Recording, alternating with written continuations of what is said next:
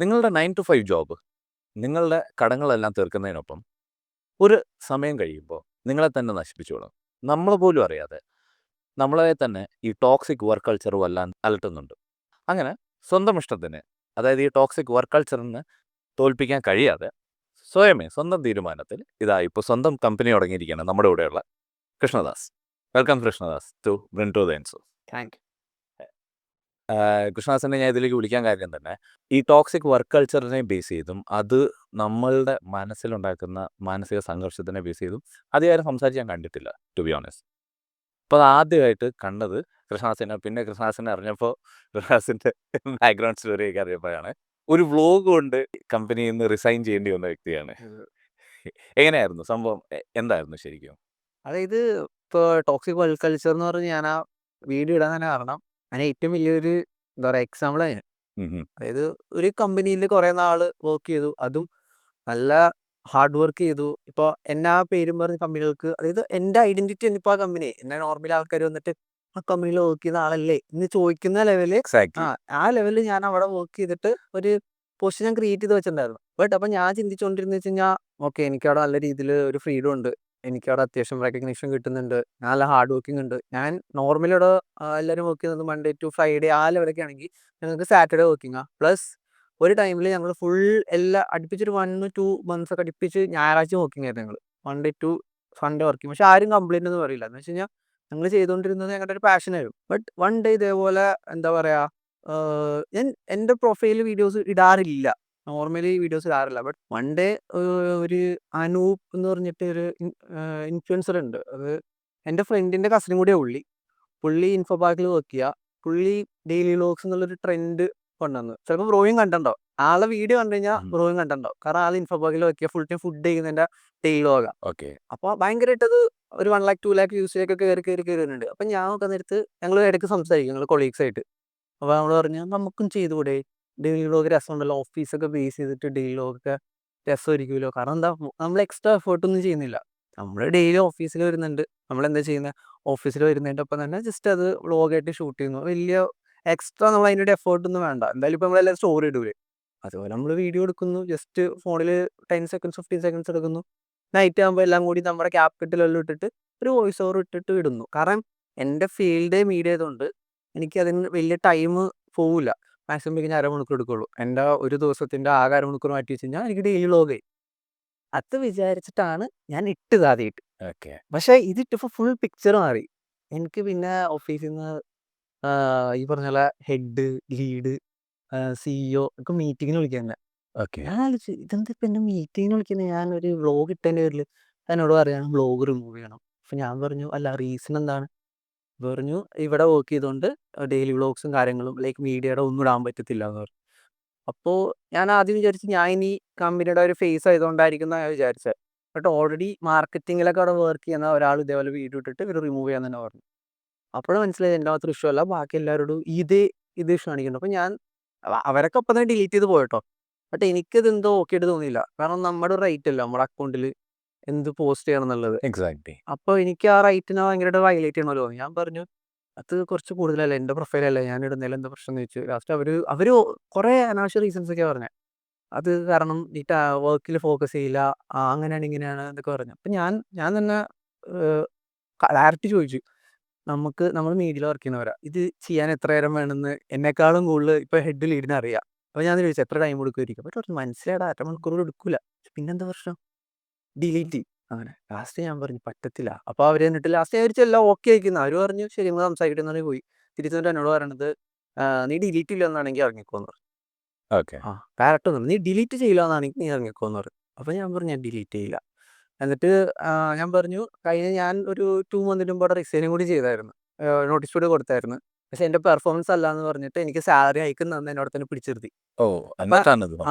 അതാണ് highlight. 30 days notice period serve ചെയ്ത് 30th day ഇറങ്ങുന്ന ദിവസമാണ് എന്നോട് എന്നിട്ട് പറഞ്ഞത് ഞങ്ങൾ സംസാരിച്ച് നീ പോവരുത്, നിനക്ക് 10K എക്സ്ട്രാ ഹൈക്ക് തരാം നിൽക്കുന്നു പറഞ്ഞു. അപ്പോൾ എനിക്ക് 35K ആയിരുന്നു, 45K ആയി.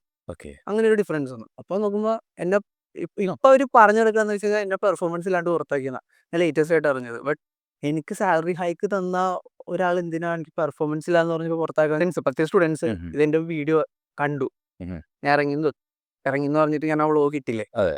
ആ വീഡിയോ കണ്ടിട്ട് എല്ലാവരും ചോദിച്ചു, ലൈക്ക് എല്ലാവരും ക്വസ്റ്റ്യൻ ചെയ്യില്ലേ ഇങ്ങനെയൊക്കെ കേൾക്കുന്നുണ്ട് എന്നൊക്കെ പറഞ്ഞിട്ട്. സ്റ്റുഡൻസ് ഒക്കെ വന്നിട്ട് പറയാ കേട്ടിനെ പറ്റി അവരെ പറഞ്ഞതൊക്കെ വെച്ച് കഴിഞ്ഞാൽ പെർഫോമൻസിലാണ്ട് പുറത്താക്കിയെന്നാണ്. ഞാൻ ആലോചിക്കും, ഞാനവിടെ 2 months മുമ്പ് നല്ല പെർഫോമൻസ് ഉള്ളതുകൊണ്ട് സാലറി ഹൈക്ക് കിട്ടി ഞാനവിടെ സ്റ്റേ ചെയ്തതാണ്. എന്നിട്ട് ഇവരുടെ ഈ റീസൺ അവർക്ക് പുറത്ത് പറയാൻ പറ്റാത്തതുകൊണ്ട് എന്നോട് ഇപ്പോൾ അവർ പറഞ്ഞ റീസൺ എന്ന് പറഞ്ഞാൽ പെർഫോമൻസിലാണ്ട് പുറത്താക്കി എന്ന് പറഞ്ഞിട്ടാണ്. ബട്ട് എനിക്ക് പക്ഷേ ഇറങ്ങിയപ്പോൾ എനിക്ക് ഭയങ്കരമായിട്ടത് എന്തോ ചെയ്ത റൈറ്റ് അല്ല. നമ്മൾ ഈ പറഞ്ഞ പോലെ അത്രയും നാൾ ഹാർഡ് വർക്ക് ഒക്കെ ചെയ്തു, മൺഡേ ടു സൺഡേ വർക്ക് ചെയ്തു, അത്രയും കമ്പനിക്ക് വേണ്ടിയിട്ട് നമ്മുടെ ടൈമൊക്കെ ഇൻവെസ്റ്റ് ചെയ്തിട്ട് ലാസ്റ്റ് ഒരു നിസ്സാര റീസണിൻ്റെ പുറത്താണ് നമ്മളെ പുറത്താക്കിയത്. സോ അത് ഞാൻ വോയിസ് ആയിട്ട് പുറത്ത് കാണിച്ചൊരു വീഡിയോ ഇട്ടു, വ്ളോഗ് ഇട്ടു. ഞാൻ തീരുമാനിച്ചു, അതായത് ഇനി ഞാൻ ഇങ്ങനെ 9 to 5 ആർക്കും വേണ്ടി വർക്ക് ചെയ്യേണ്ട ആവശ്യമില്ല. അതാണ് ഞാൻ ഡിസിഷൻ എടുത്തത്. കാരണം നമുക്ക് ഇത്രയും എൻ്റെ ഒരു 2 വർഷത്തോടെ ഞാൻ കളഞ്ഞു. 2 വർഷം കളഞ്ഞിട്ട് ഒരു നിസ്സാര പേരിൽ എൻ്റെ ഒരു ജോബ് വരെ എന്ന് ഇറങ്ങിക്കോന്ന് ഈസി ആയിട്ട് പറയാൻ പറ്റിയിട്ടുണ്ടെങ്കിൽ എൻ്റെ ടൈമിന് ഞാൻ ഒരു 9 to 5 ജോബിന് വേണ്ടി കളയില്ല. ചെയ്യുകയാണെങ്കിൽ എനിക്കൊരു ഉള്ളിലുണ്ടായെന്ന് വെച്ച് കഴിഞ്ഞാൽ ആ ഒരു കമ്പനി സ്റ്റാർട്ട് ചെയ്യും, ആ കമ്പനിയിൽ എനിക്ക് കാണിച്ചു കൊടുക്കണം ആൾക്കാർക്ക് എങ്ങനെ വർക്ക് ചെയ്യണം. ഓക്കെ. ആ ഒരു മൂളി അന്ന് തന്നെ ഞാൻ കമ്പനി സ്റ്റാർട്ട് ചെയ്യാൻ പറഞ്ഞിട്ട് വീഡിയോ ഇട്ടു. അതെനിക്ക് പ്ലാനൊന്നും ഉണ്ടായില്ല. എന്താ വെച്ചാൽ നാളെ ചെയ്യാൻ പോകുന്ന ഒരു പ്ലാൻ ഉണ്ടായില്ല.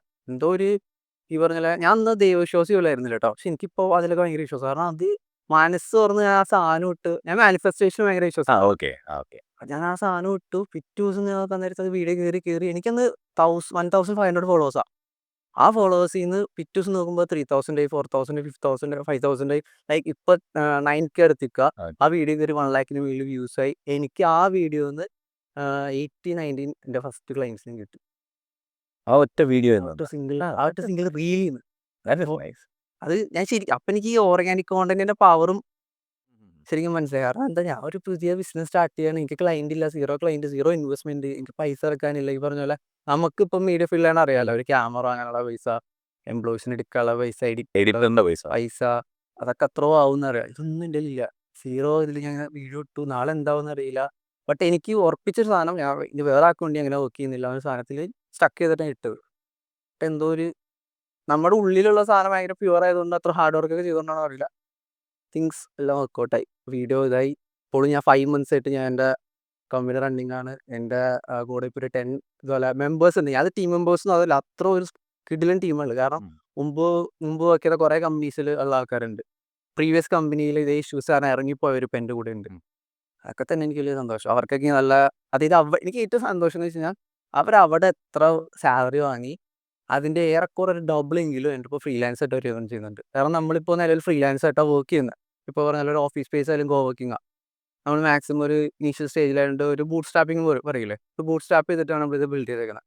പക്ഷേ എല്ലാവർക്കും ബൂട്ട് സ്ട്രാപ്പ് ഉം. എന്ന് പറഞ്ഞാൽ നമ്മുടെ ഈ കേൾക്കുന്നവർക്കും ഉം. എനിക്കും മനസ്സിലായില്ല ശരിക്കും എന്താണ് ബൂട്ട് സ്ട്രാപ്പ്. ബൂട്ട് സ്റ്റാപ്പ് എന്ന് പറഞ്ഞാൽ ഉദ്ദേശിക്കുന്നത് വെച്ച് കഴിഞ്ഞാൽ ഓൾറെഡി എക്സിസ്റ്റിംഗ് ആയിട്ടുള്ള ഒരു സാധനം തന്നെ നമ്മൾ ഇനീഷ്യലായിട്ട് ബിൽഡ് ചെയ്തുകൊണ്ട് വരണമല്ല. ഓൾറെഡി ഓഫീസ് സ്പേസ് ആയാലും ഈ പറഞ്ഞ പോലെ എംപ്ലോയീസ് ആയാലും ഇതൊക്കെ ഇനീഷ്യലി ബിൽഡ് ചെയ്യുന്നതാണ് നോർമലുള്ള സ്റ്റാർട്ടപ്സ്. ഇപ്പോൾ ബൂട്ട് സ്റ്റാപ്പിംഗ് എന്ന് വെച്ചിട്ട് ഞാൻ എൻ്റെ ഒരു കൺസെപ്റ്റ് ശരിക്കുള്ള എൻ്റെ ടേം അല്ല കേട്ടോ. ഞാൻ അറിയാവുന്ന എൻ്റെ ബൂട്ട് സ്റ്റാപ്പിംഗ് ഉള്ള സാധനം എന്ന് വെച്ച് കഴിഞ്ഞാൽ, ഇപ്പം എനിക്ക് ഓഫ് സ്പേസ് ആണെങ്കിൽ തന്നെ ആ കോ വർക്കിംഗ് എടുത്തത്, അത് കാരണം എനിക്ക് എക്സ്പെൻസ് നല്ലോണം കട്ടായി. പിന്നെയെന്ന് വെച്ച് കഴിഞ്ഞാൽ ഫ്രീലാൻസേഴ്സിനാണ് ഞങ്ങൾ ഫുള്ളായിട്ട് കോവർക്കിംഗ് എന്ന് പറയുമ്പോൾ ആക്ച്വലി എക്സിസ്റ്റ് ചെയ്യുന്ന ഒരു ഓഫീസിലേക്ക് നമ്മളും കൂട്ടത്തിൽ വർക്ക് ചെയ്യും. കൂട്ടത്തിൽ വർക്ക് ചെയ്യുന്നു. അപ്പോൾ എനിക്കതൊരു അഡ്വാൻറ്റേജ് കിട്ടിയെന്ന് വെച്ച് കഴിഞ്ഞാൽ, ഒരു സ്മെക് ലാബ്സ് എന്ന് പറഞ്ഞിട്ട് ഒരു ടീമുണ്ട്. അവർ ഓൾറെഡി ഞങ്ങൾക്കത് ഓഫർ ചെയ്തു. ഓക്കെ. അതുകൊണ്ട് തന്നെ എനിക്ക് ഓഫീസ് സ്പേസിന് വേണ്ടി റെന്റ് കൊടുക്കുന്ന പകരം അവരാണ് അവരുടെ സ്പേസിൽ വർക്ക് ചെയ്യാനുള്ള പെർമിഷൻ തന്നെ. അപ്പോൾ നമ്മൾ ഓൾറെഡി നമ്മുടെ ക്ലൈൻ്റാണ് അവർ. അതെ. അപ്പോൾ നമ്മൾ അവർക്ക് കൊണ്ട് വീഡിയോ ചെയ്ത് കൊടുക്കുന്നുണ്ട്. സോ നമുക്ക് എന്ത് ചെയ്യാം, എക്സ്ട്രാ ഓഫീസ് സ്പേസ് ആയിട്ട് യൂസ് ചെയ്യാം. അങ്ങനെ ഒരു സാധനം ഉള്ളതുകൊണ്ട് തന്നെ നമുക്ക് ഭയങ്കരമായിട്ട് ഒരു ഓഫീസ് സ്പേസ് എടുക്കുകയാണെങ്കിൽ ഇങ്ങനെ ഒരു 15-20K ഒക്കെ മിനിമം അത് അവരുടെ സൈഡിൽ നിന്ന് നമുക്ക് അവരെന്നെ പറഞ്ഞ് സപ്പോർട്ട് സപ്പോർട്ട് ആയിട്ട് വന്നു. പിന്നെ കുറേ അധികം ഇപ്പോൾ നല്ല ഫ്രീലാൻസിങ് ഞാൻ ചൂസ് ചെയ്ത് തന്നെ സ്റ്റാർട്ടിങ് ആകുമ്പോൾ സാലറി ആകുമ്പോൾ റിസ്ക് ഉണ്ട്. ഇപ്പോൾ ഇത്രയും 10 മെമ്പേഴ്സിനൊക്കെ എടുക്കുമ്പോൾ നല്ല രീതിയിൽ സാലറി പോകും. എങ്ങനെ ആയാലും മിനിമം ഞങ്ങളുടെ കൂടെയുള്ള ടീം മെമ്പേഴ്സിന് കൊടുക്കേണ്ടത് 30 to 35 കൊടുക്കണം. അത്രയും അതെ. ടാലൻ്റ് ആയിട്ട് ആൾക്കാരുള്ളത്. അപ്പോൾ അത്രയും പേർക്ക് ഒരു 10 രൂപയിൽ തന്നെ 3,50,000 സാലറി മാത്രമൊക്കെ ആയി പോകുമല്ലോ. പക്ഷെ ഞാൻ ആലോചിച്ചു എന്നാൽ ഫ്രീലാൻസ് ആയിട്ട് തന്നെ പോവാം. മാത്രമല്ല ഉം. ഈ പറയുന്ന പോലെ അവർക്ക് വർക്കും വരണം നമുക്ക് എൻക്വയറീസ് കാര്യങ്ങളൊക്കെ വരണം. ആദ്യത്തെ എൻക്വയറി ഇപ്പോൾ 80, 90 ക്ലയൻറ്റ് കിട്ടിയെന്ന് പറഞ്ഞിട്ട് നമുക്ക് അതും വിശ്വസിച്ചിട്ട് എല്ലാവരും കൂടി എടുത്ത് വച്ച് കഴിഞ്ഞാൽ അടുത്ത 2 മാസം കഴിയുമ്പോൾ കുറേ പേര് പോകും. ഇപ്പോൾ ഞങ്ങൾ ആദ്യം 19 ക്ലയൻറ്റ്സ് സ്റ്റാർട്ട് ചെയ്തിട്ട് ഇപ്പം നമുക്കൊരു കണ്ടിന്യൂസ് ആയിട്ട് വരുന്നത് 6 or 7 ക്ലയൻറ്റ്സ് ആണ് കൺസിസ്റ്റൻ്റ് ആയിട്ട് എല്ലാ മാസം ഉള്ളത്. Okay. ബാക്കി ആൾക്കാർ വന്ന് പോവും. ഉം, പക്ഷെ അതെ. കണ്ടിന്യൂസ് നമ്പർ വരൂലല്ലോ. അതെ. നമ്മളിപ്പോ അതൊരു ബിസിനസ്സിലും വരില്ല. കണ്ടിന്യൂസ് നമ്പർ വരില്ല. അപ്പൊ നമ്മൾ മാക്സിമം നോക്കണേന്ന് വെച്ച് കഴിഞ്ഞാൽ കുറച്ച് എഗ്രിമെന്റ് ആയിട്ട് ഇപ്പം 2-3 ക്ലയൻറ്റ്സ് എങ്ങനെയുണ്ട് പെർ മന്ത് 15 വീഡിയോസ് എടുക്കും, 20 വീഡിയോസ് എടുക്കും എന്നിട്ട് എഗ്രിമെന്റ് വെക്കും. അതായി കഴിഞ്ഞാൽ പിന്നെയും കുറച്ചുകൂടെ സാലറിയുടെ വേണമെങ്കിൽ നോക്കാം. ബട്ട് ഇപ്പോഴും ടീം മെമ്പേഴ്സിനൊക്കെ എനിക്ക് തോന്നുന്നു ഇതിഷ്ടമില്ല. ലൈക്ക് സാലറി ആക്കി കഴിഞ്ഞാൽ മുമ്പത്തെ പോലെ തന്നെ ആവും. 9 to 5 ജോബിന്റെ അതേ മൂഡ് തന്നെ ആവും. എംപ്ലോയി എന്നുള്ള ഇതവർക്ക് ലീവ് ഒന്നും എന്നോട് ചോദിക്കണ്ട.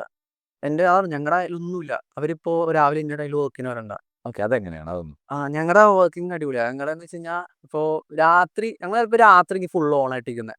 ഞങ്ങൾ ചിലപ്പോൾ രാവിലെ ഫുൾ ടൈം കിടന്നൊക്കെ ഉറങ്ങും. നമുക്ക് ഒരു തോന്നിയ നേരത്തൊക്കെ എണീക്കും. അത് ഞാൻ കണ്ടിട്ടുള്ള, ഞാൻ തന്നെ നോട്ടീസ് ചെയ്തിട്ടുള്ള ഒരു കാര്യം, ഒരുപാട് ക്രിയേറ്റീവ് ആയിട്ടുള്ള വർക്കുകൾക്കൊക്കെ എപ്പോഴും നൈറ്റിൽ വർക്ക് ചെയ്യാനൊക്കെ പറയും. കാരണം ഡിസ്ട്രാക്ഷൻസ് ഡിസ്ട്രാക്ഷൻസ് ഒന്നും നമ്മൾ ഒരേ മൈൻഡുള്ള ഒരു ടീംസ് ഉണ്ടെങ്കിൽ ആ ഒരു ഐഡിയാസ് ഫ്ലോ ചെയ്യുന്നതിന് ഒരു മുട്ടുണ്ടാകത്തില്ല. അതെ അതെ അതാണ് കാര്യം തന്നെ. എന്താ വെച്ചാൽ ഞങ്ങളും നൈറ്റ് ആവുന്ന നേരത്ത് ഇപ്പോൾ നമ്മുടെ പബ്ലിക് റിയാക്ഷൻസ് ഒക്കെ ഷൂട്ടൊക്കെ ഇല്ലേ, അതൊക്കെ ശരിക്കും പറഞ്ഞാൽ ഞങ്ങളുടെ 2 മില്യൺ അടിച്ച വീഡിയോ ഒക്കെ ഉണ്ട്.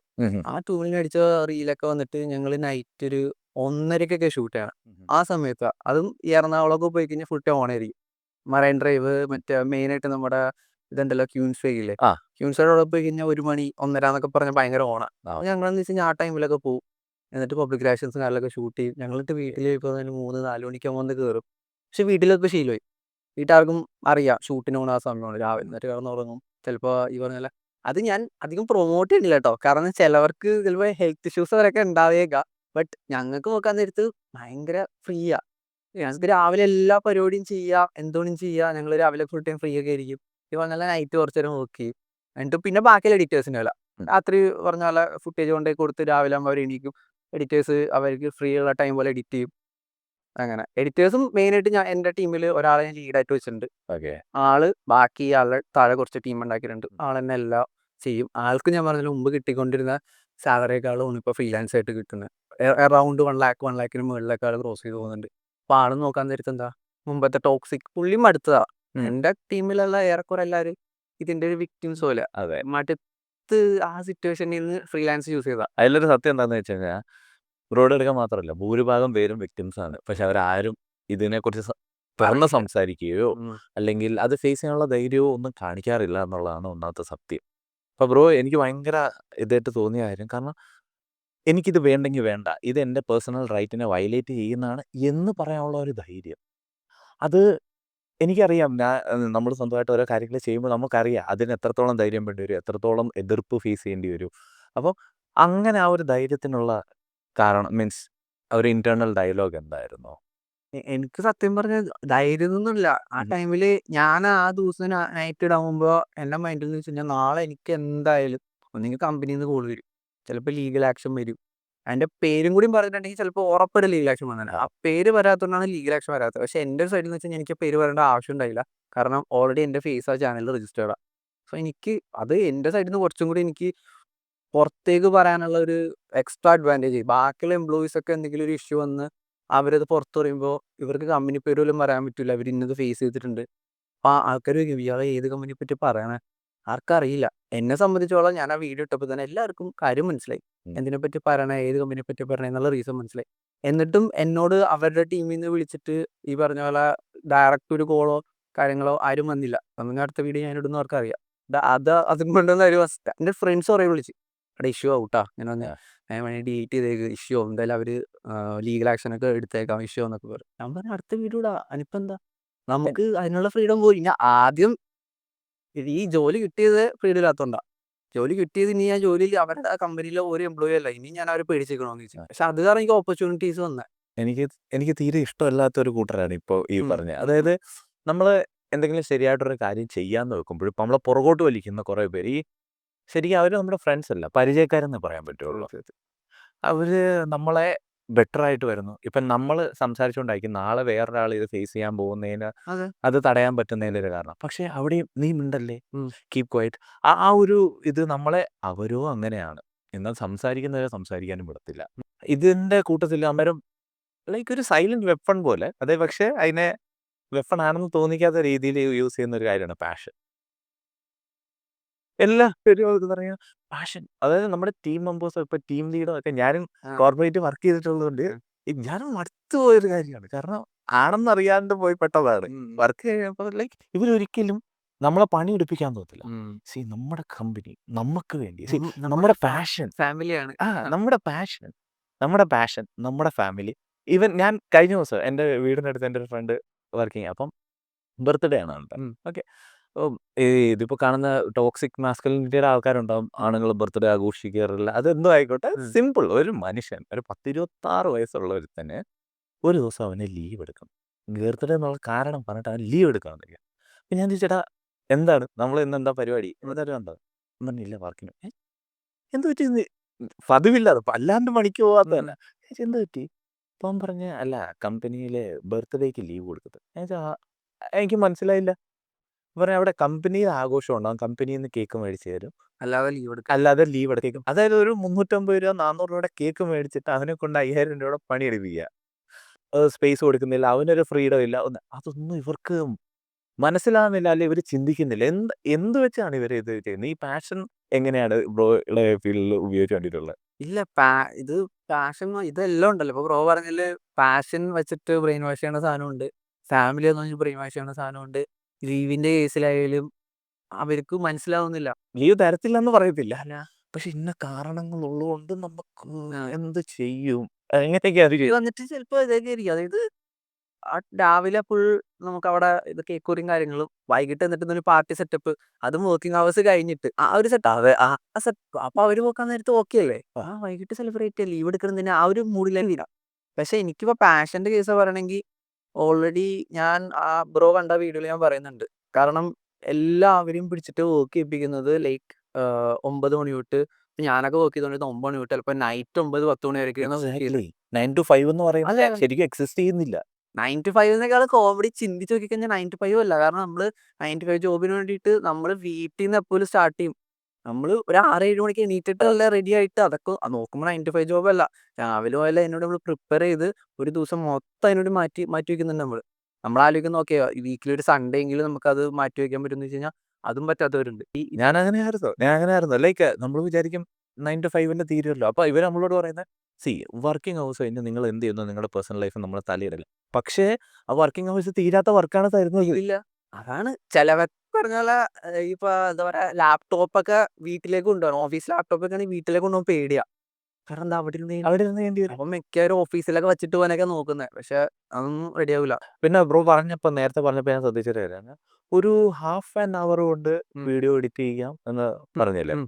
ഞാനൊക്കെ എഡിറ്റ് ചെയ്യാൻ ഒരുപാട് സമയം പിടിക്കാറുണ്ട്. ഒരു ചെറിയ റീലാണെങ്കിൽ. എങ്ങനെയാണ് ഇപ്പോൾ ഒരു സാധാരണക്കാരൻ സ്റ്റാർട്ട് ചെയ്യും. അവൻ ചുമ്മാ ഈ പറയുന്ന ഓട്ടോമേറ്റഡ് ടെംപ്ലേറ്റ്സോ യൂസ് ചെയ്താണോ എങ്ങനെയാണ് ക്യാപ് കട്ട് വെച്ച് അതിൻ്റെ ഒരു ബേസ് ഐഡിയ ഒന്ന് പറയാമോ? അല്ല ഡെയിലി ഇപ്പൊ എന്റെ ഡെയിലി വ്ലോഗ് എന്റെ വീഡിയോസ് കണ്ടിട്ടുണ്ടെങ്കിൽ മനസ്സിലാവും. അതില് വലുതായിട്ട് ഷൂട്ടിങ്ങിന് ഞാൻ ടൈം കളയാറില്ല. എന്റെ ഷൂട്ടിംഗ് ഡെയിലി വ്ലോഗ്സിനാകുമ്പോൾ ഇപ്പൊ നമ്മൾ ഇവിടെ വന്നാലും ഇവിടെ വന്നു എന്ന് കാണിക്കാനായിട്ട് നമ്മളൊരു 10 സെക്കൻഡ്സോ 15 സെക്കൻഡ്സോ ഞാൻ ജസ്റ്റ് ഒരു ബി റോൾ എടുക്കും. ജസ്റ്റ് ഫോണിൽ നമ്മൾ ബി റോൾ എടുക്കും. എന്തൊക്കെ ഐഡിയാസ് ആയിരിക്കും മനസ്സ് വെച്ചുണ്ടായിരിക്കും ഷൂട്ട് ചെയ്യുന്നതെന്നാണ് ഞാൻ ചോദിച്ചത്. മെയിനായിട്ട് ആദ്യം ഫസ്റ്റ് ചെയ്യേണ്ടത് നമ്മൾ തന്നെ ഒരു ടെംപ്ലേറ്റ് പോലെ സാധനം ബിൽഡ് ചെയ്യണം. ആ ടെംപ്ലേറ്റ് എന്ന് ഉദ്ദേശിച്ചെന്ന് വെച്ച് കഴിഞ്ഞാൽ ഒരു സിസ്റ്റം ബിൽഡ് ചെയ്യണം. ഇപ്പൊ എന്റെ കേസിലാണെങ്കിൽ എനിക്കറിയാം ഞാനൊരു ഹുക്ക് വെച്ച് സ്റ്റാർട്ട് ചെയ്യും. അതായത് ഒരു ഇൻട്രസ്റ്റിംഗ് ആയിട്ട് ആൾക്കാർക്ക് പിടിച്ച് ഇരുത്താൻ പറ്റിയ എന്തെങ്കിലും വേർഡ്സോ വിഷ്വൽസോ അങ്ങനത്തെ എന്തെങ്കിലും കിട്ടുമോ നോക്കിയിട്ട് അത് വെച്ചിട്ടേക്ക് എപ്പോഴും വീഡിയോ സ്റ്റാർട്ട് ചെയ്യുന്നത്. അപ്പോൾ കയ്യിൽ കുറേ ക്ലിപ്സ് ഉണ്ടാവുമല്ലോ. ആ ക്ലിപ്സ് മൊത്തം എടുത്ത് നോക്കിയിട്ട് ഇതിലേതാണ് എനിക്ക് കുറച്ചും കൂടി ഹുക്കാക്കാൻ പറ്റുക അല്ലെങ്കിൽ ഇൻട്രസ്റ്റ് ആക്കാൻ പറ്റുക ആൾക്കാർക്ക് സ്ക്രോൾ ചെയ്യുമ്പോൾ സ്റ്റോപ്പ് ചെയ്യാൻ പറ്റുന്ന എന്തെങ്കിലും സാധനം ഉണ്ടോ എന്ന് നോക്കും. അതുണ്ടെങ്കിൽ അത് ആദ്യമേ എടുത്ത് മാറ്റി വയ്ക്കും. എഡിറ്റ് ചെയ്യേണ്ടി അതെടുത്ത് മാറ്റി വയ്ക്കും. പിന്നെ ബാക്കി വരുന്നതെന്ന് വെച്ച് കഴിഞ്ഞാൽ നമ്മളൊരു സ്റ്റോറി ലൈൻ ഈ സാധനം കണ്ടിട്ട് ഞാൻ ഉണ്ടാക്കും. ഞാൻ മൊത്തം എൻ്റെ ക്യാപ് കട്ടിലേക്ക് ഇത് ഡ്രാഗ് ചെയ്ത് ഇടും. എന്നിട്ട് ഞാൻ നോക്കും ഇതെന്താ കഥ വന്നേക്കുന്നതെന്ന് പറയും. ഞാൻ ചിലപ്പോൾ കഥ മൊത്തം മാറ്റും. ചിലപ്പോൾ രാത്രി വന്ന കേസായിരിക്കും ഞാൻ ചിലപ്പോൾ രാവിലെ കൊണ്ടിടുന്നത്. പക്ഷെ ഞാൻ നോക്കുന്ന സ്റ്റോറി ലൈൻ ഇത് എങ്ങനെ കൊണ്ടുപോകാൻ പറ്റും എന്നിട്ട് ഒരു സ്റ്റോറി ലൈൻ ആയിരിക്കും ആദ്യം ബിൽഡ് ചെയ്യുന്നത്. നമ്മുടെ സിനിമ ആ പക്ക അതന്നെ അത് എന്നോട് കുറെ പേര് ചോദിച്ചിട്ടുണ്ട് എഡിറ്റിംഗ് സ്റ്റൈൽ എങ്ങനെയാണെന്ന് ചോദിച്ചിട്ടുണ്ടോ. അതുകൊണ്ട് തന്നെ പറയുന്നത് ആദ്യം ഞാൻ ഹുക്ക് സെലക്ട് ചെയ്ത് വെക്കും. പിന്നെ എല്ലാം കൂടി ഡ്രാഗ് ചെയ്ത് ടൈമിലേക്ക് ഇടും. ടൈമിലേക്ക് ഇട്ടിട്ട് ഇങ്ങനെ നോക്കും ഇതിലിപ്പോൾ ഏതാണ് കഥ പറഞ്ഞു പോകാൻ പറ്റിയ ഇൻട്രസ്റ്റിംഗ് കഥ കിട്ടിക്കഴിഞ്ഞാൽ ഓക്കെ അതൊക്കെ കൂടി കട്ട് ചെയ്ത് ആ ഒരു സാധനം നോക്കും. പിന്നെ ലാസ്റ്റ് ആകുമ്പോൾ എൻ്റെ സ്ഥിരം ഔട്ടർ ഉണ്ട് like we are building something huge അതായിരിക്കും എപ്പോഴും ലാസ്റ്റ് വരുന്നത്. പക്ഷെ വന്ന് ആൾക്കാർക്ക് അത് ഭയങ്കര സ്ട്രൈക്ക് ആയിട്ട് പോകുന്ന സ്ഥലത്ത് ആൾക്കാർ ഇത് പറയുന്നവരുണ്ട്. അതും ബിൽഡ് ചെയ്യണം. നിങ്ങൾ ആദ്യമായിട്ട് ചെയ്യുന്നത് കഴിഞ്ഞാൽ മാക്സിമം നല്ലൊരു ഇൻട്രോ ഒപ്പം നല്ല ഔട്ട്രോ ബിൽഡ് ചെയ്യാൻ നോക്കാം. എൻ്റെ കേസിൽ എനിക്ക് ഇൻട്രോ ഇല്ല. ലൈക്ക് ഹുക്കാണ് എൻ്റെ ഇൻട്രോ. പക്ഷെ ഔട്ടറും ഉണ്ട്. അപ്പോൾ പിന്നെ ഇടയിൽ വരുന്ന ഒക്കെ സ്റ്റോറീസാ, അതെല്ലാവരും ക്രിയേറ്റിവിറ്റിയാ. ഞാൻ പറഞ്ഞില്ലേ, ഞാൻ ഒരു സ്റ്റോറി ലൈൻ ഉണ്ടാക്കുന്ന മൊത്തം എൻ്റെ ഒരു ക്രിയേറ്റിവിറ്റിയാ. അതൊരു സിഗ്നേച്ചർ ഉണ്ടാണ്. സിഗ്നേച്ചറിൽ എൻഡ് ചെയ്യണം. ആ സിഗ്നേച്ചർ ആകുമ്പോഴേക്കും നമ്മളുടെ പേഴ്സണൽ ബ്രാൻഡിങ്ങിന് ഹെൽപ്ഫുൾ ആണ്. പിന്നെ എല്ലാം ബീജോ കേട്ടോ. പിന്നെ ട്രെൻഡിങ് ആയിട്ടുള്ള ഈ ബീജോ എല്ലാം ഇടയിൽ ആഡ് ചെയ്ത് ആൽഗോറിതത്തിന് ഈസിട്ടു. ഓക്കെ. അതുണ്ടോ എൻ്റെ അത്രേ ഉള്ളൂ. ജസ്റ്റ് അതായത് ഇരിക്കുമ്പോൾ നമുക്ക് എന്തൊക്കെ ഷൂട്ട് ചെയ്യാമെന്ന് തോന്നുന്നു അതെല്ലാം. മാക്സിമം ഷൂട്ട് ചെയ്ത് നോക്കിയാൽ ഞാൻ എല്ലാം ഷൂട്ട് ചെയ്ത് നോക്കുന്ന കൂട്ടത്തില്ല. എന്നെ ഫുൾ സ്റ്റോറേജ് ഒക്കെ അടിച്ചു വിട്ടിരിക്കുക. ഓക്കെ. എൻ്റെ ഐഫോൺ ആയതുകൊണ്ട് തന്നെ എല്ലാ ഐഫോണിൽ തന്നെ ഷൂട്ട് ചെയ്തിരുന്നു. ഫുൾ ടൈം സ്റ്റോറേജും. എന്നിട്ട് ഞാൻ എല്ലാം എഡിറ്റിംഗ് കഴിഞ്ഞാൽ പിന്നെ എല്ലാം ഡിലീറ്റ് കട്ട് ചെയ്തു. അല്ലെങ്കിൽ സ്റ്റോറേജ്. ബേസിക്കലി ഈ പറഞ്ഞ ഇതെല്ലാം ചൂണ്ടുന്ന ഒരേ പോയിന്റാണ്. അതായത് പേഴ്സണൽ ബ്രാൻഡ് ബിൽഡ് ചെയ്യാൻ പാടില്ല. ബേസിക്കലി നമ്മൾ ഒരു സ്ഥലത്ത് വർക്ക് ചെയ്യുമ്പോൾ അല്ലെങ്കിൽ അത് അവർ അനുവദിക്കുന്നില്ല. എന്തുകൊണ്ടായിരിക്കും അത്? അത് മെയിൻ റീസൺ എന്ന് വെച്ച് കഴിഞ്ഞാൽ നമുക്ക് കുറേയധികം ഓപ്പർച്യൂണിറ്റീസ് വരുന്നതാണ് ഏറ്റവും ഫസ്റ്റ് സാധനം. ഓക്കെ. ഒരാൾ പേഴ്സണൽ ബ്രാൻഡ് ബിൽഡ് ചെയ്ത് കഴിഞ്ഞാൽ, ഇപ്പം എൻ്റെ കേസിൽ ഞാൻ പറഞ്ഞില്ലേ, ഞാനൊരു സാധനം പറഞ്ഞപ്പോൾ തന്നെ എന്നെ അറിയാത്തവർ തന്നെ ഒരു വലിയ പെർസെൻറ്റേജ് ഉണ്ട്. ആ വീഡിയോ ഇട്ടപ്പോൾ 1 lakh കയറിയിൽ എല്ലാവർക്കും എന്നെ അറിയുന്നു എന്നുള്ളത്. അതിൽ ഇപ്പം എനിക്ക് വന്ന ആദ്യത്തെ ഒരു 18-19 ക്ലയൻസിൽ തന്നെ 10-11 പേർക്ക് എന്നെ അറിയില്ല. ഞാൻ എന്താ ചെയ്യുന്നത് അറിയില്ല. ഞാൻ വിചാരിച്ചു എന്നെ അറിഞ്ഞിട്ടായിരിക്കും ഇവരെനിക്ക് വർക്ക് തന്നെയാണ്. എന്നോട് പറഞ്ഞത് നിങ്ങൾ അത്രയും ജെന്യൂൻ ആയിട്ടാ പറഞ്ഞത്, ഭയങ്കരമായിട്ട് റിലേറ്റ് ചെയ്യാൻ പറ്റി. സോ നിങ്ങളൊരു സ്റ്റാർട്ടപ്പ് ആണ്, നിങ്ങളെന്തായാലും ഞങ്ങൾ സപ്പോർട്ട് ചെയ്യുന്ന രീതിയിലാണ് വർക്ക് വന്നത്. അവർക്ക് എനിക്ക് ആദ്യം വർക്ക് തരേണ്ട ആവശ്യം പോലും ഇല്ല. അവർക്ക് മീഡിയ ടീമുള്ളവരായിരുന്നു. പിന്നെയാണ് അവർ എൻ്റെ പോർട്ട്ഫോളിയോ ചോദിച്ചു. പോർട്ട്ഫോളിയോ കൊടുത്തപ്പോൾ ഭയങ്കര ഇൻട്രസ്റ്റ് ആയി. അപ്പം എനിക്ക് മനസ്സിലായെന്ന് വെച്ച് കഴിഞ്ഞാൽ, നമ്മളൊരു കമ്പനിയിൽ വർക്ക് ചെയ്യാൻ നേരത്ത് പേഴ്സണൽ ബ്രാൻഡ് ബിൽഡ് ചെയ്ത് കഴിഞ്ഞാൽ പുറത്തുനിന്ന് ഓഫേഴ്സ് വരും. പുറത്തുനിന്ന് നമ്മൾ ഗ്രോ ചെയ്യാൻ തുടങ്ങും. ഏറ്റവും സിമ്പിൾ സാധനം, നമ്മൾ ഗ്രോ ചെയ്യാൻ തുടങ്ങും. പിന്നെ നമ്മൾ ആ കമ്പനി നിൽക്കില്ലല്ലോ എന്നുള്ള തോട്ടാണ് കോർപ്പറേറ്റ് കമ്പനി മെയിനായിട്ടുള്ളത്. അപ്പോൾ അവരെന്ത് ചെയ്യും, നീ അധികം ഗ്രോ ചെയ്യണ്ട, നമ്മുടെ ഒപ്പം ഗ്രോ ആയിക്കോ. ഓവറായിട്ട് ഗ്രോ ചെയ്താൽ എന്തായാലും കമ്പനി മാറും. ഇല്ലെങ്കിൽ ഇപ്പോൾ ചിലപ്പോൾ നീ വർക്ക് ചെയ്യില്ല. പക്ഷെ വർക്ക് ചെയ്യില്ല എന്നൊക്കെ ഭയങ്കര ഒരാൾ പേഴ്സണൽ സ്പേസിൽ കയറി ചെയ്യുന്ന കേസുകളാണ്. അതെ. അതായത് ബ്രോ പറഞ്ഞത് വെച്ചാൽ അതായത് നമ്മുടെ അച്ഛനും അമ്മയും ഒന്നും അല്ലല്ലോ. നീ അവിടെ ഇരിക്കുക, ഇവിടെ ഇരിക്കുക, അത് പറയേണ്ട കാര്യം അവർക്ക് വരുന്നില്ല. പക്ഷേ ഇത് പലരും അംഗീകരിക്കത്തില്ല. ഇപ്പം എൻ്റെ വീട്ടിലാണെങ്കിൽ പോലും അതിനെ നമ്മൾ ഇത് ഇങ്ങനൊരു കാര്യം, അതായത് എനിക്ക് എൻ്റെ പേഴ്സണൽ സ്പേസ് ഉണ്ട്. വർക്ക് ചെയ്യുന്നവർക്ക് എൻ്റെ പേഴ്സണൽ ഡേയിൽ ഞാൻ എന്ത് ചെയ്യുന്നു എന്നുള്ളതിൽ അവർ തലയിടേണ്ട കാര്യമില്ല. അപ്പം അതിനെക്കുറിച്ച് ജസ്റ്റ് നമ്മൾ വീട്ടിലൊന്ന് എൻ്റെ വീട്ടിൽ ഞാനെല്ലാം സംസാരിക്കാറൊക്കെ ഉള്ളു. അപ്പം അന്നേരം എൻ്റെ അമ്മ പറയാം അത് എൻ്റെ വീട്ടുകാർ തന്നെ പറഞ്ഞു. അപ്പോൾ ലൈക്ക് കുറെ ഫേക്ക് ആയിട്ട് വന്നിരുന്ന ഫേക്ക് ആയിട്ടുള്ള ഒരുപാട് കാര്യങ്ങൾ ഉണ്ടായിരുന്നു നമുക്ക്. പക്ഷെ അതൊക്കെ മാറി വരുവാണെന്ന് എനിക്ക് തോന്നി.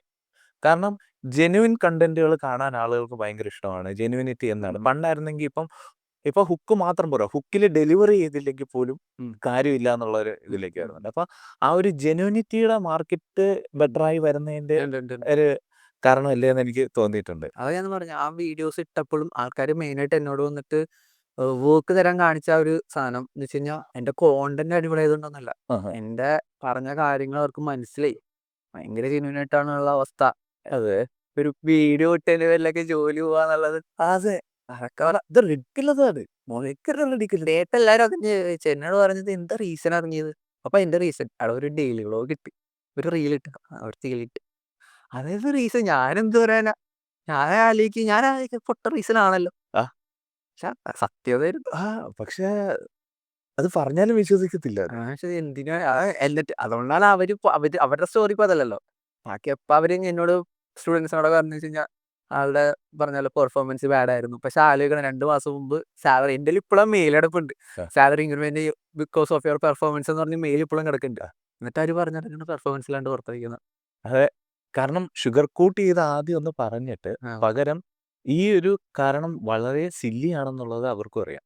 പുറത്ത് പറയുമ്പോൾ നമുക്ക് സില്ലി റീസൺസ് നമുക്ക് പറയാൻ പറ്റില്ല. കമ്പനിനെ എഫക്ട് ചെയ്തു പൊട്ട റീസൺസ്. ഒരു വീട് ഇട്ടുകൊണ്ട് പുറത്താക്കിയെന്നൊക്കെ പറഞ്ഞാൽ എന്ത് ചെയ്യാനാ. അത് മാത്രമല്ല, ഈ എജുടെക്കിനൊക്കെ ഇല്ലേ, സത്യം പറഞ്ഞാൽ കുറെ എജുടെക്സ് ഉണ്ട്. അവരുടെ കൂടെ വർക്ക് ചെയ്യുന്നവർക്ക് അറിഞ്ഞൂടെ ഒരു പേഴ്സണൽ ബ്രാൻഡ് കൊടുക്കും.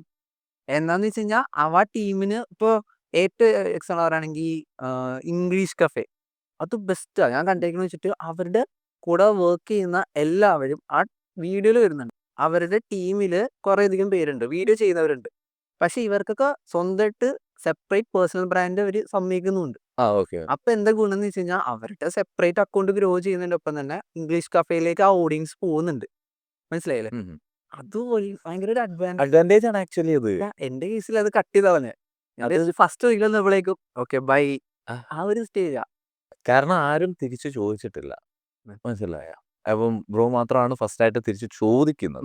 അങ്ങനെ ഒരു സംഭവം കൂടി ഉണ്ട് അവന്. എൻ്റെ മുമ്പ് വന്നവരെ വീഡിയോസ് ഡിലീറ്റ് ചെയ്തു. എൻ്റെ കൂടെ വർക്ക് ചെയ്തവരൊക്കെ വീഡിയോസ് ഇട്ടപ്പോൾ തന്നെ ഇതുപോലെ ഒരാൾ എക്സാക്റ്റ് ഇവിടെ ഇരുന്നൊരു വീഡിയോ ഇട്ടിട്ടുണ്ട്.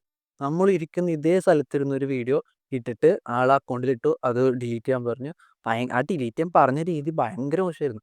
മാതിരി നീ അവിടെ ഇരുന്ന് വർക്ക് ചെയ്യുന്നതിൽ നീ ഭയങ്കര ബാഡാണ്, എന്നിട്ടാണ് നീ പുറത്ത് വീഡിയോ ചെയ്യുന്നതെന്നൊക്കെ പറഞ്ഞിട്ട് പേഴ്സണൽ അറ്റാക്ക് ചെയ്തിട്ടാണ് വീഡിയോ ഡിലീറ്റ് ചെയ്യിപ്പിച്ചത്. ആ ലെവലൊക്കെയാണ് പോയേക്കുന്നത്. പക്ഷേ അതിൻ്റെ വേറൊരു സംഭവം എനിക്ക് തോന്നിയിട്ടുള്ളത്, ഇങ്ങനെ ഈ വരുന്ന പേഴ്സണൽ അറ്റാക്കുകളിൽ അതിനപ്പുറം അവരുടെ കൊളീഗ്സും അതിൻ്റെ ഭാഗമാകാറുണ്ട്. അത് വളരെ അത് വല്ലാത്തൊരവസ്ഥയാണ് സത്യം പറയാൻ. എനിക്ക് കൊളീഗ്സിൽ ആരൊക്കെ ട്രസ്റ്റ് ചെയ്യാന്നുള്ള അറിയില്ല. ആ. നമ്മൾ പേഴ്സണൽ കാര്യങ്ങളൊക്കെ പറഞ്ഞാൽ അടുത്ത സെക്കൻഡ് എന്നോട് ലീഡൊക്കെ ഡയറക്റ്റ് വന്നിട്ട് എൻ്റെ പേഴ്സണൽ കാര്യങ്ങൾ ഞാൻ പറയാത്തൊക്കെ എന്നോട് വന്നിട്ട് സംസാരിച്ചിട്ടുണ്ട്. ഇങ്ങനെ വന്നിട്ട് നിനക്ക് എന്നോട് ഇതൊക്കെ പറഞ്ഞുകൂടെ എന്നൊക്കെ. ഞാൻ ചോദിച്ചു എന്തിനെ പറ്റി ഇപ്പൊ പറയണേ? ഞാൻ ചിറ്റി ഇങ്ങനെ എങ്ങനെ അറിഞ്ഞു? ആ ലെവല്, അതായത് നമ്മൾ വിശ്വസിച്ചിട്ട് ഇപ്പൊ നമ്മുടെ ചെറിയ ഗ്രൂപ്പൊക്കെ ഉണ്ടെങ്കിൽ നമ്മുടെ ഗ്രൂപ്പിലൊക്കെ സംസാരിക്കും. പക്ഷെ ഇതിൽ നമുക്ക് ട്രസ്റ്റ് ചെയ്യാൻ പറ്റാത്തവരുണ്ട്, അത് ഇഷ്യൂസ് ഉണ്ട്. ഈ കോർപ്പറേറ്റ്സ് കൈൻഡ് ഓഫ് ജോബ്സിൽ എനിക്ക് അത് കൂടുതലാണെന്ന് തോന്നിയിട്ടുണ്ട്. അതുകൊണ്ട് ഞാനത് എല്ലായിടത്തും ഉണ്ട്, എന്നാൽ ഏറെക്കുറെ എല്ലായിടത്തും ഉണ്ട്. എന്നാലും ഇത് അല്ല. അപ്പൊ ഈ 9 to 5 ജോബ് ശരിക്കും വർത്ത് ആണോ എന്ന് ചോദിച്ചു കഴിഞ്ഞാൽ എന്തായിരിക്കും ഉത്തരം? 9 to 5 ജോബ് വർത്തിട്ടാണെന്ന് വെച്ചാൽ ആദ്യം എല്ലാവർക്കും അത് ചെയ്യാതെ വഴിയില്ലല്ലോ. അതെ. പക്ഷെ അത് അത് ലൈഫായിട്ട് നമ്മൾ എടുക്കരുത്.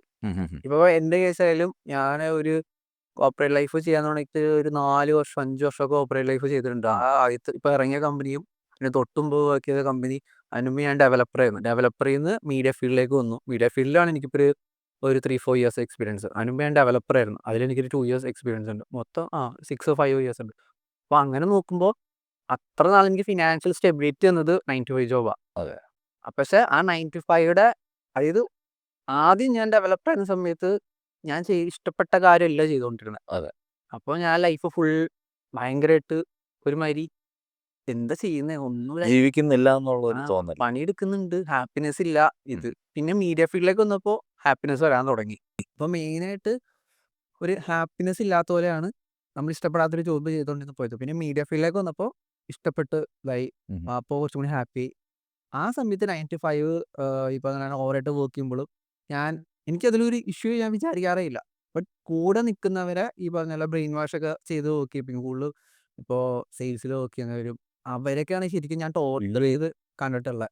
അവർക്കൊക്കെ ഏറ്റവും പാടുള്ള ഒരു പണികളിലൊന്നാ സെയിൽസ്. സ്ട്രെസ്സും അതുപോലെ ടാർഗറ്റ്സ് മീറ്റ് ചെയ്തിരിക്കും. അതും ഇതുപോലെ അവരെ പേഴ്സണലായിട്ട് അറ്റാക്ക് ചെയ്യുന്ന രീതിയിലുള്ള കുറേ സംസാരം. ഇപ്പോൾ ഞാൻ മിക്ക കമ്പനീസിലും ഗ്രൂപ്പ്സ് ഇല്ലേ, കമ്പനി ഗ്രൂപ്പ്സിലൊന്നും വലിയ ലെവലിൽ നിൽക്കുന്നവരൊന്നും ചീത്ത വിളിച്ചൊന്നും എൻ്റെ മുമ്പത്തെ കമ്പനിയിലൊന്നും കണ്ടിട്ടുണ്ടായില്ല. ഞാൻ കാണാൻ തുടങ്ങിയപ്പോൾ ഇതുപോലെ കേട്ടിട്ട് തിരിച്ച് പറയാതെ നിൽക്കുന്നവരും അതുപോലെ നമ്മുടെ അടുത്തൊക്കെ വന്നിട്ടായിരിക്കും ഇവർ പറയുന്നത്, അയ്യോ അവൻ എന്താ അങ്ങനെ പറഞ്ഞത്, ചേട്ടാ അവിടെ പോയി പറയാം ഞങ്ങളുടെ അടുത്ത് വന്നിട്ട് എന്താ ആ ഒരു സിറ്റുവേഷനായിരിക്കും ഇവരൊക്കെ ഫേസ് ചെയ്ത് പോകുന്നത്. മൈ ബോസിന്റെ അകത്ത് ദിലീപിന്റെ അവസ്ഥ. മറ്റേ ബക്കറ്റ് ചവിട്ടും ബക്കറ്റ് ചവിട്ടി പൊട്ടിക്കുന്നത് അതന്നെ കോപ്പറേറ്റ് എന്ന് പറഞ്ഞാൽ അതൊക്കെ തന്നെ. ഭൂരിഭാഗം പേരും ആക്ച്വലി അവരുടെ അവസ്ഥ കൊണ്ടായിരിക്കും അങ്ങനെ നിൽക്കുന്നത്. അതന്നെ. പക്ഷെ അത് വളരെ മോശമായിട്ടുള്ളൊരു സംഭവമാണ്. പക്ഷെ അത് ടോപ്പിലുള്ളവർ മനസ്സിലാക്കുമെന്നുണ്ടെങ്കിൽ എനിക്ക് തോന്നുന്നു ഇതിൽ കൂടുതൽ ആളുകൾ വിട്ടുപോകാതെ ഒക്കെ ഇരിക്കും. ഇന്നിപ്പം നേരത്തേക്കാൾ ഉപരി ആളുകൾ എങ്ങനെ ട്രീറ്റ് ചെയ്യപ്പെടുന്നു എന്നുകൂടി ആളുകൾ ഇപ്പം കൂടുതൽ ഫോക്കസ്ഡ് ആയി തുടങ്ങിയെന്ന് എനിക്ക് തോന്നുന്നു. ചില കമ്പനികളിലൊക്കെ ഉണ്ട് നല്ല നല്ല, അതായത് ഇപ്പൊ ഫോർ എക്സാമ്പിൾ ഇപ്പൊ ഞാൻ ബിൽഡ് ചെയ്യാൻ നോക്കുന്ന അങ്ങനത്തെ കമ്പനിയാണ്. ഓൾറെഡി ഇത് മുമ്പേ കിട്ടിയിട്ട് അങ്ങനെ കമ്പനി ഉണ്ടാക്കിയേക്കുന്ന കുറെ നല്ല കമ്പനീസ് ഉണ്ട്. ഞാൻ അങ്ങനത്തെ കുറെ കമ്പനീസ് ലിങ്ക്ഡിനൊക്കെ ഫോളോ ചെയ്യുന്നുണ്ട്. അവരൊക്കെ നോക്കിക്കഴിഞ്ഞാൽ എങ്ങനെ എംപ്ലോയീസിന്റെ ഈ വെൽനെസ് കൂട്ടാം. ലൈക്ക് ഇപ്പോൾ പീരീഡ്സ് വരുന്ന ടൈമൊക്കെ ഇല്ലേ, അപ്പോൾ ഗേൾസിന് അവിടുത്തെ എംപ്ലോയീസിനൊക്കെ കുറേയധികം നല്ല നല്ല കാര്യങ്ങളൊക്കെ ചെയ്യുന്ന കമ്പനീസ് ഉണ്ട്. ബ്രോ നേരത്തെ പറഞ്ഞിരുന്നല്ലോ ഞാൻ മാനിഫെസ്റ്റേഷനിലേക്ക് വിശ്വസിക്കുന്ന വ്യക്തിയാണ്. ദൈവവിശ്വാസി അല്ലാഞ്ഞ വ്യക്തി ദൈവവിശ്വാസിയായി. അതെന്താണ് സംഭവം അതെന്ന് പറയാം? സംഭവം എല്ലാവർക്കും കുറേയധികം എനിക്ക് ദൈവവിശ്വാസം സാധനം പോണേന്ന് വെച്ച് കഴിഞ്ഞാൽ ദൈവം അല്ലെങ്കിൽ ക്രിയേറ്റർ ഇല്ല എന്നുള്ള കോൺസെപ്റ്റ് ഉള്ളതുകൊണ്ടല്ല. എനിക്ക് കുറേയധികം ആചാരങ്ങളും സാധനങ്ങളൊക്കെ ഉണ്ടല്ലോ, അതൊക്കെ ഭയങ്കര ഓവറായിട്ടൊക്കെ തോന്നുന്ന ടൈമിലാണ് എനിക്ക് അതിനുള്ള വിശ്വാസം കുറഞ്ഞു കുറഞ്ഞു കുറഞ്ഞു വന്നത്. ഇത്രം കടന്ന് ശയനപ്രദക്ഷിണം ചെയ്താൽ ഇന്ന സാധനം കിട്ടും, അല്ലെങ്കിൽ ഇന്ന പൂജ ചെയ്താൽ ഇന്ന സാധനം കിട്ടും. അപ്പോൾ എല്ലാവർക്കും അറിയാം ഇതിന്റെ മെയിൻ സാധനം, എല്ലാവർക്കും അല്ല റിലീജിയസ് ആയിട്ട് അല്ലാത്തവർക്ക് മനസ്സിലാവും ഇതൊക്കെ സത്യം ഒരു ബിസിനസ്സാ. ഇതൊക്കെ ഈ പറഞ്ഞ ഇത്രയും വലിയ പൈസയുടെ പൂജയൊക്കെ ചെയ്യുന്നത് വെച്ച് കഴിഞ്ഞാൽ അത് ഈ അമ്പലം കമ്മിറ്റി ആൾക്കാർക്ക് പൈസ കിട്ടാന്നല്ല, ദൈവത്തിന് പ്രത്യേകിച്ച് സാധനങ്ങളൊന്നും ഇല്ല. ക്രിയേറ്റർ എന്നുള്ള സാധനം സത്യം പറഞ്ഞാൽ അന്ന് എനിക്ക് ഫുൾ ഇതിനോടൊക്കെയുള്ള വിശ്വാസം പോയി തുടങ്ങി. ലൈക്ക് എനിക്കൊക്കെ പൈസ ഞാൻ അങ്ങനെയാ റിലീജിയൻ എന്ന് പറഞ്ഞാൽ ഇറ്റ്സ് എ ഫുൾ ബിസിനസ് എന്നുള്ള മൂഡ് ഞാൻ ഇരുന്നോണ്ടിരുന്നത്. ഓക്കെ. പിന്നെ മൈൻഡൊക്കെ മാറി തുടങ്ങിയെന്ന് വെച്ച് കഴിഞ്ഞാൽ ഞാൻ സീക്രട്ട് എന്നുള്ളൊരു ബുക്ക് വായിച്ചു. ആ ഞാൻ സീക്രട്ട്. ഞാൻ ആ. വായിച്ചിട്ടുണ്ട്. ആ. അതും ഞാൻ ഇതേപോലൊരു പോഡ്കാസ്റ്റ് കാർത്തിക് സൂര്യയുടെ പോഡ്കാസ്റ്റാ. ഉം. ആ പോഡ്കാസ്റ്റ് കണ്ടിട്ട് പുള്ളിയുടെ ഡയലോഗ് പറയുന്നുണ്ട്. എന്റെ ലൈഫ് മാറ്റിയത് സീക്രട്ട് എന്നുള്ള ബുക്കാണ്. ഉം. അത് ഭയങ്കരമായിട്ട് എനിക്ക് സ്ട്രൈക്ക് ആയി. ഞാൻ ഉം. ഒരാളുടെ ലൈഫൊക്കെ ഒരു ബുക്കിൽ നിന്ന് മാറ്റാന്ന് വെച്ച് കഴിഞ്ഞാൽ അത്രയും ഇൻഫ്ലുവൻഷ്യൽ ആയിട്ടുള്ള ബുക്കാണോ, അത്രയും ബുക്കിൽ ഉണ്ടോ രീതിയിലൊരു ക്യൂരിയോസിറ്റി വന്നു. ആ കംപ്ലീറ്റ് ബുക്ക് വായിക്കാത്ത ആളാ. ഒന്നും വായിക്കില്ല, സീറോ ഒന്നും വായിച്ചിട്ടില്ല. അതായത് ബാലരമ കളിക്കുടുക്കല്ലാതെ ഞാൻ ബുക്കേ വായിച്ചിട്ടില്ല. ആ, അതെ. എന്നിട്ട് ഞാനിരുന്നിട്ട് ഈ ബുക്കിൽ വായിച്ചു. ഇത് വായിച്ചു കഴിഞ്ഞപ്പോൾ ലൈക്ക് അത്രയും നാള് എൻ്റെ ലൈഫിൽ ഞാൻ ചെയ്ത മണ്ടത്തരങ്ങളും ഞാൻ തന്നെ വരുത്തി വെച്ചേക്കുന്ന പ്രോബ്ലംസും എല്ലാം എന്തുകൊണ്ടാണ് റിയലൈസേഷൻ എനിക്ക് ആ ബുക്കിൽ നിന്ന് കിട്ടി. ഉം. ഉം. കാരണം ഇപ്പം നമ്മളൊരു എക്സാമ്പിൾ പറയാം.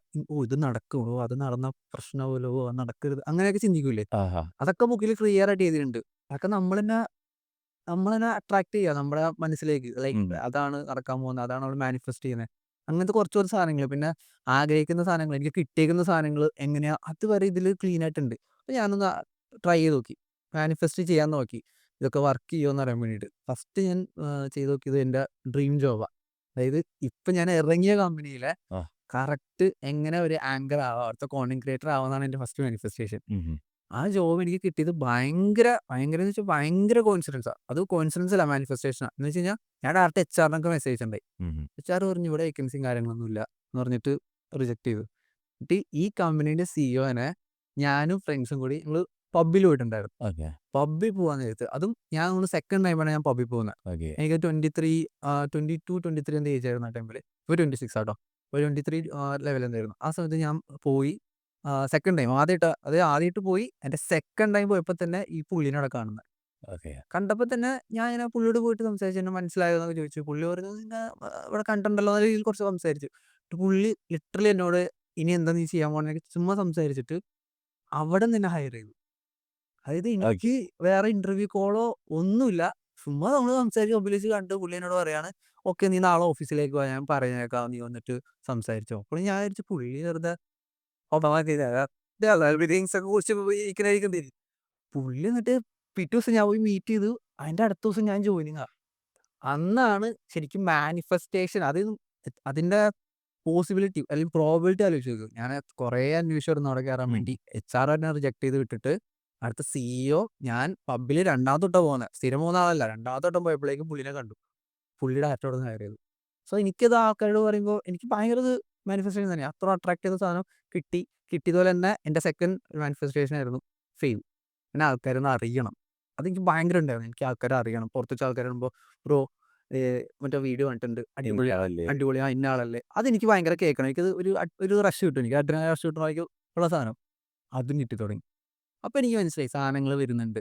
പിന്നെ ഞാൻ പയ്യെ മാനിഫെസ്റ്റ് ചെയ്ത് തുടങ്ങിയത് പൈസ മാനിഫെസ്റ്റ് ചെയ്യണം എങ്ങനെയാ. പിന്നെ ഫുൾ മണി മാനിഫെസ്റ്റേഷൻസ് ആയിരുന്നു. അതും വന്നു തുടങ്ങി. ലൈക്ക് ആദ്യം ഞാൻ വന്നിട്ട് 25,000 സാലറി വാങ്ങിച്ചുകൊണ്ടിരുന്ന എനിക്ക് ഇൻസെൻറ്റീവ് സഹിതം 60, 70, 80 എന്നൊക്കെ പറഞ്ഞ് വരാൻ തുടങ്ങി. അപ്പോൾ മണി മാനിഫെസ്റ്റേഷൻ വർക്ക് ചെയ്യാൻ തുടങ്ങി. ഇതിൻ്റെ ഇടയിൽ നമ്മൾ ദൈവം എന്നുള്ള കോൺസെപ്റ്റ് എൻ്റെ മൈൻഡിൽ ഈ പറഞ്ഞ പോലെ ഉണ്ടായിരുന്നില്ല. ബട്ട് മാനിഫെസ്റ്റേഷനെ പറ്റി പഠിച്ച് പഠിച്ച് പഠിച്ച് വന്നപ്പോൾ എല്ലാ റിലീജിയൻ്റെയും ബാക്കിൽ ഉള്ള മെയിൻ സാധനം ഒരു ബിലീഫാണ്. ഉം. ഉം. അത് ഒന്ന് മനസ്സിലാക്കി വന്നപ്പോൾ എനിക്ക് മനസ്സിലായി ക്രിയേറ്റർ ഉണ്ട്. ഈ പറഞ്ഞ പോലെ നമ്മൾ മാനിഫെസ്റ്റേഷൻ യൂണിവേഴ്സ് എന്ന് പറയണത്. ഉം. ഉം. അപ്പോൾ ക്രിയേറ്റർ ഇല്ലാതെ ഇതൊന്നും കിട്ടത്തില്ല. സോ ക്രിയേറ്റർ ഉണ്ട്. ബട്ട് ഞാൻ ഇപ്പോഴും മറ്റ് ആചാരങ്ങൾക്കൊക്കെ ഇപ്പോഴും ഞാൻ എതിരാ. ലൈക്ക് സൈന്യ പ്രദക്ഷിണം ചെയ്താൽ ഉം. കിട്ടും. അതിൻ്റെ ഒരു ചെറിയ ഐഡിയ എനിക്ക് മനസ്സിലായി. എൻ്റെ ഒരു ലോജിക്ക് വെച്ചിട്ട് ഇത്രയും മാനിഫെസ്റ്റേഷനൊക്കെ ഞാൻ ബിലീവ് ചെയ്ത് എനിക്ക് മനസ്സിലായെന്ന് വെച്ച് കഴിഞ്ഞാൽ സിമ്പിൾ എക്സാമ്പിൾ. ഒരു അമ്പലത്തിലോ ഒരു പള്ളിയിലോ എവിടെയെങ്കിലും പോയി ഒരു സാധനം ചെയ്യുകയാണെങ്കിൽ അത് പ്രത്യേക ഒരു പള്ളി അല്ലെങ്കിൽ പ്രത്യേക ഒരു അമ്പലം നമുക്ക് കുറേ സ്ഥലങ്ങളുണ്ടെങ്കിലും ചിലർ അറിയില്ലേ അവിടെ പോയി നീ പ്രാർത്ഥിച്ചു കഴിഞ്ഞാൽ അത് നടക്കും. അങ്ങനെ കേൾക്കാറില്ലേ? ഉണ്ട്. അപ്പോൾ അവിടെ പോയി ഒരാൾ സാധനം പ്രാർത്ഥിക്കുന്നു. ചിലപ്പോൾ ഭയങ്കര പൈസക്കുള്ള പൂജ ചെയ്തിട്ട് പ്രാർത്ഥിക്കുന്നു. ഇയാൾക്ക് എന്താ ബാക്കിയുള്ള അമ്പലങ്ങളിൽ നിന്നോ ബാക്കിയുള്ള പള്ളികളിൽ നിന്നോ ഡിഫറൻസ് വരുന്നത് വെച്ച് കഴിഞ്ഞാൽ ആള് അവിടെ പോയി പ്രാർത്ഥിച്ച് ചെയ്യുമ്പോൾ മാനിഫെസ്റ്റേഷൻ്റെ റൂൾ അനുസരിച്ചിട്ട് ആൾ അത്രയും ബിലീവ് ചെയ്തു. നോർമലി ഇപ്പോൾ നമ്മളായിട്ട് പ്രാർത്ഥിക്കാതെ ഇങ്ങനെ എനിക്ക് ഇന്ന സാധനം കിട്ടണേ വീട്ടിൽ പോകും സാധനം മറന്നു. ഉം. പക്ഷെ മറ്റത് ഇത്രയും ആൾ പൈസ മുടക്കി അല്ലെങ്കിൽ ഇത്രയും വലിയൊരു അമ്പലത്തിലൊക്കെ എല്ലാം പള്ളിയിൽ പോയിട്ട് പറയാ ഇന്ന സാധനം കഴിഞ്ഞിട്ട് ആൾ വീട്ടിലെത്തുമ്പോൾ അത് വരും. It will come. അത് 100% ആൾ ബിലീവ് ചെയ്തു. അതാണ് മാനിഫെസ്റ്റേഷൻ. അപ്പോൾ ലിറ്ററലി ഇത്രയും പൂജ ഇത്ര പൈസ കൊണ്ടൊക്കെ നടക്കണമെന്ന് വെച്ച് കഴിഞ്ഞാൽ അൾട്ടിമേറ്റ് സാധനം എന്ന് വെച്ച് കഴിഞ്ഞാൽ എന്താ അത്ര ആളെ അട്രാക്ട് ചെയ്യുന്നു, യൂണിവേഴ്സ് കൊടുക്കുന്നു. So so the backbone is belief. Belief ആ. അത്രേ ഉള്ളൂ. അതാണ്. ആ. പക്ഷെ അത് അതായത് മെയിനായിട്ട് ഈ വലിയ വലിയ അമ്പലങ്ങളോ പള്ളികളോ അതൊക്കെ ബിസിനസ് ആക്കുന്ന രീതി എന്ന് വെച്ച് കഴിഞ്ഞാൽ ആ ബിലീഫ് കൊടുക്കുന്നത് ഇവരെ എങ്ങനെയാ ഇത്രയും വലിയ പൂജ സാധനങ്ങളൊക്കെ പൈസ ഇറക്കുക അപ്പോൾ നിനക്ക് ഈ സാധനം കിട്ടും എന്നുള്ളൊരു സാധനം എക്സ്ട്രാ വയ്ക്കും അതായത് മണീൻ്റെ ഇടയിൽ കൊണ്ട് വയ്ക്കുന്നുണ്ട് പക്ഷെ ഇത് മണിയുടെ ആവശ്യമില്ല ഉം. കറക്റ്റ് ബിയോന്നില്ല ദൈവമോ അല്ലെങ്കിൽ യൂണിവേഴ്സോ എന്തുവേണമെങ്കിലും വിളിക്കുക ആ ഒരു ആളോടോ ആ ഒരു യൂണിവേഴ്സിനോടോ നമ്മളൊരു സാധനം നമ്മൾ ആഗ്രഹിക്കുന്നു എത്രത്തോളം ആഗ്രഹിക്കുന്നു ഇത് നമുക്ക് വേണം അല്ല നമുക്ക് ഈ സാധനം കിട്ടിക്കഴിഞ്ഞു മാനിഫെസ്റ്റേഷനിൽ പറയുന്നത് വെച്ച് കഴിഞ്ഞാൽ ഇത് കിട്ടിക്കഴിഞ്ഞു എന്ന് ബിലീവ് ചെയ്യണം അല്ലാണ്ട് വേണമെന്ന് പറയരുതെന്ന ഈ വിഷ് എന്നുള്ള സാധനം ഇല്ല I already got thankful gratitude വേണം ഉം, ഉം. അതാ പറയുന്നത് അത് കിട്ടിക്കഴിഞ്ഞാൽ അത് പിന്നെ നമുക്കത് തന്നേ പറ്റത്തുള്ളൂ യൂണിവേഴ്സ് അങ്ങനെ പറയണേ ഉം. ഒരു സാധനം നമുക്കത് ഞാനത് കിട്ടിയെന്ന് ഞാൻ ആഗ്രഹിച്ചു കഴിഞ്ഞാൽ പിന്നെ എനിക്ക് സാധനം എൻ്റെ ലൈഫിൽ മിസ്സിങ് ആണെങ്കിൽ യൂണിവേഴ്സ് അവൻ്റെ ആ സാധനം ഇല്ലല്ലോ എന്ന് പറഞ്ഞ് കൊണ്ടേ കൊടുക്കുന്നതാണ് യൂണിവേഴ്സ് പറയുന്നത് സോ യൂണിവേഴ്സും ദൈവം എന്ന് പറഞ്ഞ ആ കോൺസെപ്റ്റ് മാത്രം എനിക്ക് ബിലീഫ് ഉണ്ട് മറ്റേ അപ്പൊ ഈ സോ കോൾഡ് തീസം അല്ല ആക്ച്വലി മാനിഫെസ്റ്റേഷനിൽ ബിലീവ് ചെയ്യുന്നു ഉം. എന്നുള്ളതാണ്. അത് എല്ലാവർക്കും ഓരോ രീതിയിൽ പറയാം ഇപ്പൊ ഞാൻ മാനിഫെസ്റ്റേഷൻ എന്നുള്ളത് ഞാൻ പറയുന്നു ബാക്കിയുള്ളവർ ദൈവത്തിനോട് ഒരു സാധനം പോയി പ്രാർത്ഥിക്കുന്നു അത് കിട്ടുന്നു അങ്ങനെ ബിലീവ് ചെയ്യുന്നവർക്ക് അങ്ങനെ ബിലീവ് ചെയ്യാം ഉം. അത് തന്നെ ബേസിക്കലി ഇതൊരു മാനിഫെസ്റ്റേഷൻ ആണ് അതെ എന്നുള്ളത് തന്നെയാണ്. അതെ അതെ കാരണം ഞാനും ദൈവവിശ്വാസി അല്ല. ഉം. പക്ഷേ ചില കാര്യങ്ങൾ ഇങ്ങനെയാണെന്നുള്ള ഒരു യൂണിവേഴ്സൽ ലോസ് ഉണ്ട്. അപ്പം ഈ പറയുന്നില്ല നമ്മൾ ഇതിനൊരു ക്രിയേറ്റർ ഉണ്ടെന്ന് ഞാനിപ്പോഴും വിശ്വസിക്കുക. കാരണം അതിൻ്റേതായിട്ട് പറയുന്നു ഇപ്പം ബിഗ് ബാങ് ആരുണ്ടാക്കി? ഉം. ബിഗ് ബാങ് ഉണ്ടാക്കണമെങ്കിൽ ഒരു ക്രിയേറ്റർ ഉണ്ട്. അതെ. അപ്പൊ ആ ക്രിയേറ്ററിനെ ആരുണ്ടാക്കി? എയ്ത്തീസ്റ്റുകൾ ഇപ്പൊ ഞാൻ എയ്ത്തീസ്റ്റ് ആയതുകൊണ്ട് തന്നെ നമ്മളിപ്പോഴും പെട്ടുപോയ ചോദ്യം അതായിരുന്നു എന്നോടൊക്കെ ചോദിക്കും നിങ്ങൾ ദൈവമില്ലല്ലോ ഇല്ല പിന്നെ ഇതൊക്കെ അങ്ങനെ ഉണ്ട് ഇപ്പൊ ഞങ്ങൾ ഒരു ബിഗ് ബാങ് തിയറി അത് എങ്ങനെ നടന്നു ആ. അവരകത്തൊക്കെ ഡിസൈൻ ചെയ്തറിയാം അല്ല അതിന്റെ ഐഡിയ എന്ന് പറയുന്നത് ബിഗ് ബാങ് ഉണ്ടാക്കുന്നത് ദൈവമാണെന്നിരിക്കട്ടെ. ഇനി അഥവാ അതിന് ക്രിയേറ്റർ വേണ്ടാന്നിരിക്കും. അതിന് ക്രിയേറ്റർ വേണ്ടെങ്കിൽ മറ്റുള്ള കാര്യങ്ങൾക്കും ക്രിയേറ്റർ വേണ്ട. അതെ അതെ ബേസിക്കലി. അപ്പോൾ അതൊരു കൈൻഡ് ഓഫ് പാരഡോക്സ് ആയിട്ട് ഇപ്പോഴും ഒരുപക്ഷെ നമുക്ക് അതിനെക്കുറിച്ചുള്ള അറിവ് ഇപ്പോൾ ഇല്ലാത്തതായിരിക്കും. ഭയങ്കര ഡിബേറ്റ് ചെയ്തുകൊണ്ട് ഞാൻ ആൻസർ കിട്ടാത്തൊരു സാധനമാണ് ആ കാരണം അല്ലെങ്കിൽ അതിന് ഒരുപക്ഷെ ഇന്ന് എനിക്ക് പിന്നെയും തോന്നിയിട്ടുള്ളൊരു കാര്യം ഈ പറയുന്ന സംഭവങ്ങളെല്ലാം നമ്മുടെ ഉള്ളിൽ തന്നെ ഈ ഉള്ള അറിവാണ്. അതാണ് ഞാൻ നേരത്തെ ഒരു ബുക്ക് റിവ്യൂ ചെയ്തിട്ടുണ്ട്. The many life many masters എന്ന് പറഞ്ഞ്. അതായത് പിൽക്കാലത്തെ ജന്മങ്ങളിലെ അറിവ് കിട്ടുന്നു എന്നൊക്കെയാണ് പറയുന്നത്. അപ്പോൾ ഈ പറഞ്ഞ പോലെ ആണെങ്കിൽ ഈ യൂണിവേഴ്സ് എന്ന് പറയുന്നത് തന്നെ ഈ സോൾ എന്ന് പറയുന്നത് ഇതെല്ലാം ലൈക്ക് എനർജീസ് ഉം. ഈ അറിവ് നമുക്ക് ആക്സസ് ചെയ്യാൻ ഒരു ഓൾട്ടേർഡ് സ്റ്റേറ്റിലെത്തണം. ആ ഓൾട്ടേർഡ് സ്റ്റേറ്റിൽ എത്താൻ ഹെൽപ്പ് ചെയ്തിരുന്നതായിരിക്കാം ഒരുപക്ഷേ ഈ പലതരം മെഡിറ്റേഷൻസ് ഒക്കെ പഴയ കാര്യങ്ങൾ. അപ്പോൾ ആ ഒരു ഓൾട്ടേർഡ് സ്റ്റേറ്റിൽ എത്തിയിട്ട് അവർക്ക് കിട്ടുന്ന അറിവ് അവർ കൊടുക്കുകയാണ്. അപ്പോൾ നമ്മുടെ കാലങ്ങൾക്ക് മുന്നേ രാവണന് പുഷ്പക വിമാനം ഉണ്ടായിരുന്നതൊക്കെ പോലെ മേ ബി ശരിക്കും ഹെലികോപ്റ്ററോ എയ്റോപ്ലെയിനോ എന്തോ ആവാന്നിരിക്കട്ടെ. അപ്പം അന്നേരം ആക്ച്വലി സയൻസ് വെച്ച് അത് പോസിബിൾ ആണ്. പക്ഷെ കാലങ്ങൾക്ക് മുന്നേ ഹെലികോപ്റ്റർ ഉണ്ടാകുന്ന കാലങ്ങൾക്ക് മുന്നേ ഉള്ള കാലത്തിൽ ചെന്ന് ഇത് പറഞ്ഞു കഴിഞ്ഞാൽ അത് മാജിക് ആണെന്ന് ആളുകൾ പറയും. അപ്പോൾ നമുക്ക് ഇന്നും അറിയാത്ത പല അറിവുകളും ആക്ച്വലി അഡ്വാൻസ് സയൻസ് ആണ്. അതിൻ്റെ അറിവ് നഷ്ടപ്പെട്ടു പോയെന്നാണ് ഞാൻ പലപ്പോഴും വിശ്വസിക്കുന്നത്. അത് നമ്മൾ പ്രിസർവ് ചെയ്തിട്ടില്ല, അല്ലെങ്കിൽ അത് പുറത്ത് കൊടുത്തിട്ടില്ല, അല്ലെങ്കിൽ ഈ അറിവ് മിസ്യൂസ് ചെയ്യപ്പെട്ടേക്കാം എന്ന കാരണം കൊണ്ട് ചിലപ്പോൾ നശിപ്പിക്കപ്പെട്ട അറിവുകൾ ഉണ്ടാവാം. അങ്ങനെ പല കാര്യങ്ങളും ഉണ്ടാകുന്നത്. അപ്പോൾ അതാണ് ഞാനപ്പോൾ മാനിഫെസ്റ്റേഷൻ ഒരുപാട് നാളുകൾക്ക് ശേഷം ഒരാൾ പറഞ്ഞു കേട്ടത്. കാരണം ഞാൻ പറയുന്നത് അമ്പലത്തിൽ പോയി നിങ്ങൾ പ്രാർത്ഥിക്കുന്ന അതേ സംഭവം നിങ്ങൾ വീട്ടിൽ ഇരുന്ന് ആഗ്രഹിക്കുക. പിന്നെ വേറൊരു കാര്യം നമ്മളിത് ആഗ്രഹിക്കുമ്പോൾ ബേസിക്കലി അത്രയും അതായത് ബോധപൂർവ്വം ആഗ്രഹിക്കുന്ന ഒരു വ്യക്തിയാണെങ്കിൽ ഇപ്പം ഞാൻ കയറിയിട്ട് എനിക്ക് പറക്കണമെന്ന് ആഗ്രഹിച്ചു കഴിഞ്ഞാൽ എനിക്ക് ഫ്ലൈറ്റിൽ കയറാം, ഹെലികോപ്റ്ററിൽ കയറാം. അല്ലാതെ എനിക്കായിട്ട് ചിറക് വരുത്തൊന്നുമില്ല. അപ്പം അങ്ങനെ അതാണ് ബോധപൂർവം മാനിഫെസ്റ്റ് ചെയ്യുന്നു അല്ലാത്തത്. അപ്പം എനിക്ക് പറക്കണം എന്നില്ലല്ല. എനിക്ക് എയർപ്ലെയിനിൽ ഫസ്റ്റ് ക്ലാസ് ടിക്കറ്റോ അല്ലെങ്കിൽ ബിസിനസ് ക്ലാസ്സിൽ പോകണമെന്ന്. അപ്പോൾ ആ ഒരു ആഗ്രഹം അങ്ങനെ സ്പെസിഫിക് ആയിട്ട് ആഗ്രഹിക്കുന്നതും അല്ലാതെ ജനറലായിട്ട് പറയുന്നതും തമ്മിൽ വ്യത്യാസം. അതാണ് നമ്മുടെ സീക്രട്ട് എന്ന് പറഞ്ഞ ആ ബുക്കിൻ്റെ അകത്ത് പറയുന്നത്. സ്പെസിഫിക് ആയിരിക്കും.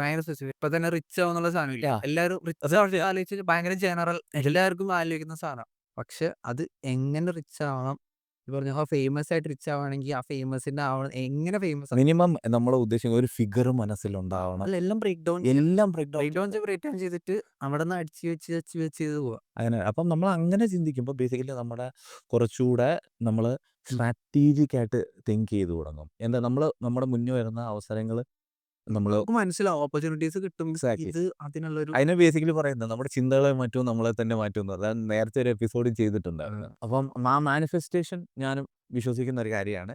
നമ്മുടെ ദൈവവിശ്വാസികൾ കണ്ടോ ഞാൻ പറഞ്ഞില്ലേ ദൈവമുണ്ട് ഒരു ഐക്യു ഐക്യു ദൈവ ഐക്യു എല്ലാവരും ഓരോ കോൺസെപ്റ്റാ. പക്ഷെ ഈ പറഞ്ഞ പോലെ നമുക്ക് ആക്സെപ്റ്റ് ചെയ്യാൻ പറ്റാത്ത സാധനങ്ങളായാലും ഫൈറ്റ് ചെയ്യാതെ എല്ലാവർക്കും ഓരോ ബിലീഫ് ആണെങ്കിലും ഇപ്പൊ ഞാൻ ചിന്തിച്ചതെന്ന് വെച്ചാൽ ഇപ്പൊ പറഞ്ഞ പോലെ നേരത്തെ പറഞ്ഞ പോലെ ഇപ്പൊ ശൈന പ്രദക്ഷിണം ചെയ്യുന്നവരും പള്ളിയിൽ പോയിട്ട് ഇന്ന കാര്യങ്ങളൊക്കെ ചെയ്യുന്നവരായാലും ഞാൻ പറഞ്ഞു നിങ്ങൾക്ക് അത് വർക്കൗട്ട് ചെയ്യുന്നുണ്ടെങ്കിൽ നല്ലതായിരിക്കും. എല്ലാവർക്കും ഏറ്റവും വേണ്ട സാധനം കഴിഞ്ഞാൽ ഒരു സമാധാനം വേണം. അവർക്ക് ഇതുപോലെ വിഷമങ്ങളൊക്കെ വരുമ്പോൾ ആരോടെങ്കിലൊക്കെ പറഞ്ഞ് സമാധാനം അതെ കിട്ടുമെങ്കിൽ ഏറ്റവും ബെറ്റർ ആണ് അതൊക്കെ. അതായത് നിങ്ങൾ പ്രാർത്ഥിക്കുന്നുണ്ട് നിങ്ങൾ ബെറ്റർ ആവുമെങ്കിൽ എനിക്കൊരു പ്രശ്നമില്ല. അത് പക്ഷെ എനിക്ക് പ്രശ്നം വരുന്നത് എവിടെയാണെന്ന് വെച്ച് കഴിഞ്ഞാൽ ഞാൻ നല്ലത് ചെയ്താൽ എനിക്ക് സ്വർഗ്ഗത്തിൽ പോകാൻ പറ്റും. എനിക്ക് സ്വർഗ്ഗത്തിൽ പോകാൻ പറ്റുന്നതുകൊണ്ട് മാത്രം ഞാൻ നല്ലത് ചെയ്യുമ്പോൾ ആക്ച്വലി ഞാനൊരു ഇൻസെൻറ്റീവ് പ്രതീക്ഷിച്ച് ചെയ്യുന്നു. അതെ അതെ അതേസമയം ഞാൻ ഇങ്ങനെയാണ്.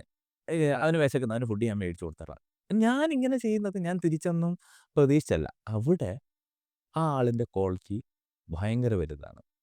അതാണ് ഞാൻ എക്സ്പെക്ട് ചെയ്തിട്ട് അതിന്റെ വേറൊരു രീതിയിലാണ് ഈ നമ്മുടെ ശിവന്റെ ഉം, മറ്റേ സീക്രട്ട് ഓഫ് നാഗ മെലൂഹയിലെ ചിരഞ്ജീവികൾ മെലൂഹയിലെ ചിരഞ്ജീവികളുടെ അകത്ത് നിന്ന് നമ്മൾ സീക്രട്ട് ഓഫ് നാഗാസിലേക്ക് പോകുമ്പോൾ ഫസ്റ്റ് ഈ പറഞ്ഞ പോലെ ദൈവവിശ്വാസികളിൽ നിന്ന് ദൈവത്തെ വിശ്വസിക്കുന്നില്ല അല്ലെങ്കിൽ ഇങ്ങനെ വലിയ കാര്യങ്ങൾ ഓർഡറായിട്ടെല്ലാം ചെയ്യുന്ന ഹൈ ക്ലാസ്സിൽ അല്ലെങ്കിൽ പോലും നല്ലത് ചെയ്യുന്ന ആളുകളെ ഉം, അവരുടെ പ്രതീകങ്ങൾ നമുക്ക് ഇങ്ങനെയാണ്. അപ്പോൾ ലൈക്ക് ബോത്ത് നമ്മുടെ ഈ സമൂഹത്തിലുണ്ട്.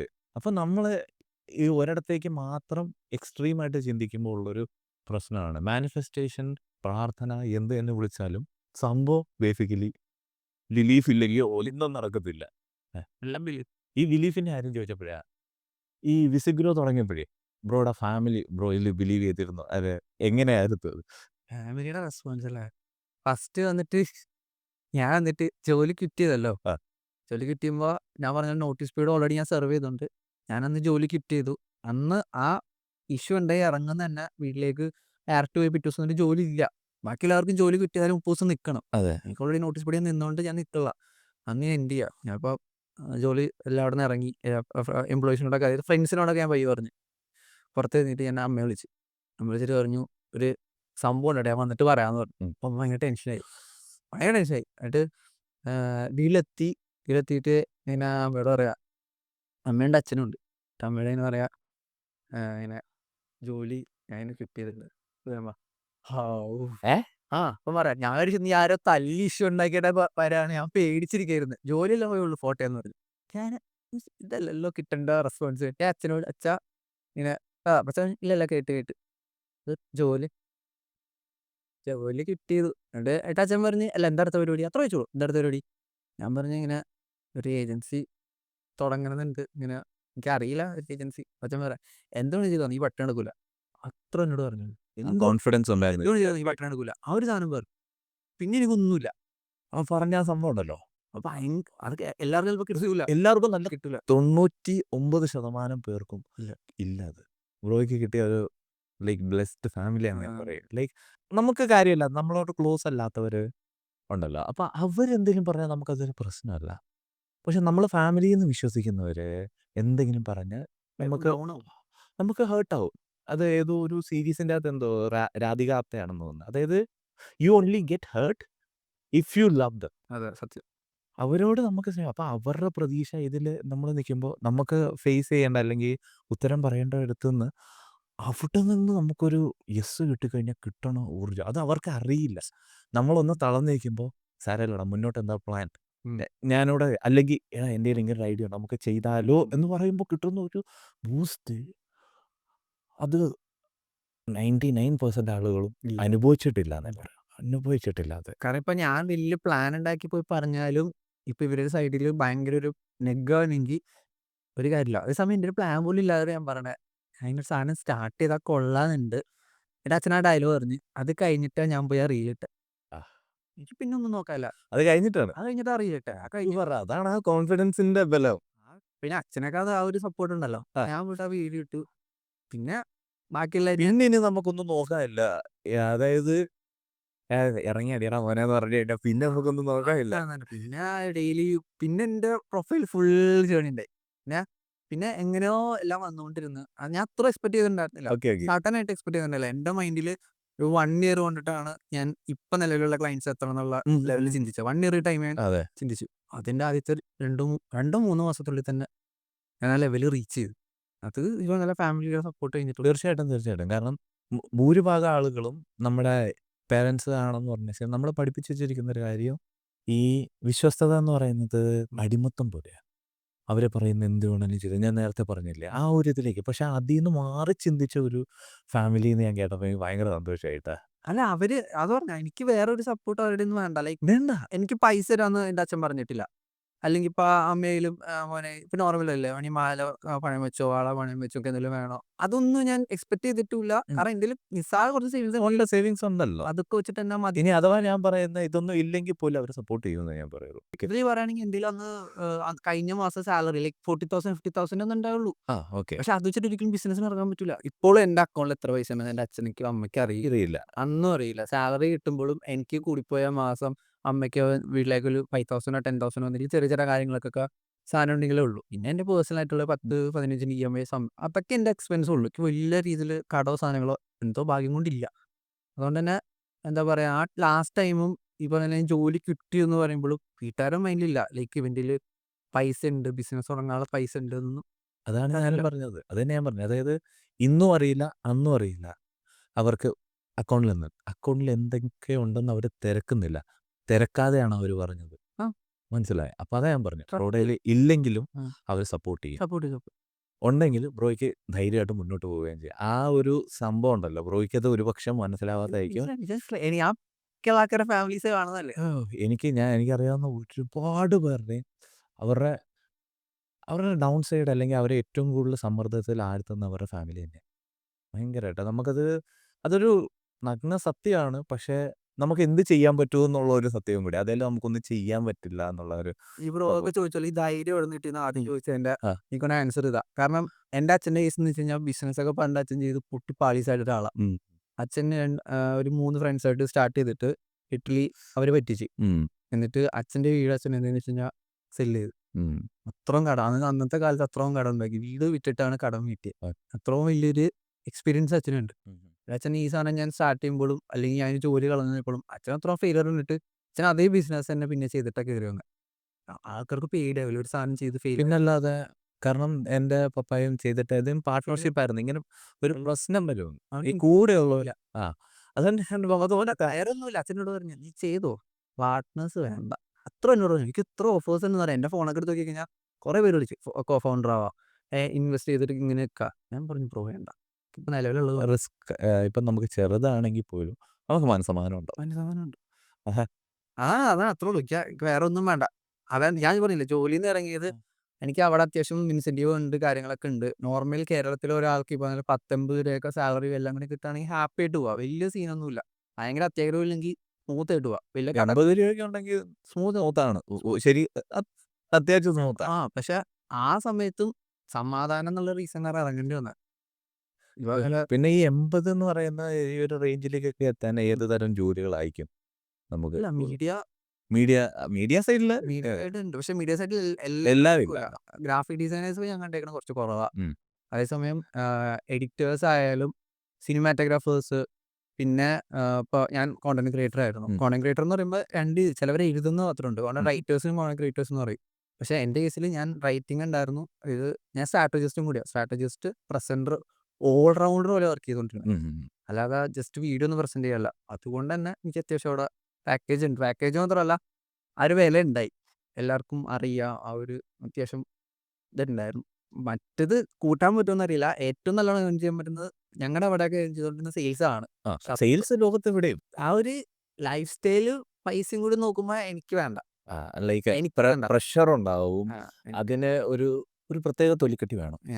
എനിക്ക് ഞാൻ കുറെ പേരോട് എടുത്തു പറയുന്ന സാധനമുണ്ട്. എനിക്ക് സെയിൽസ് നല്ല സ്കില്ലുണ്ട്.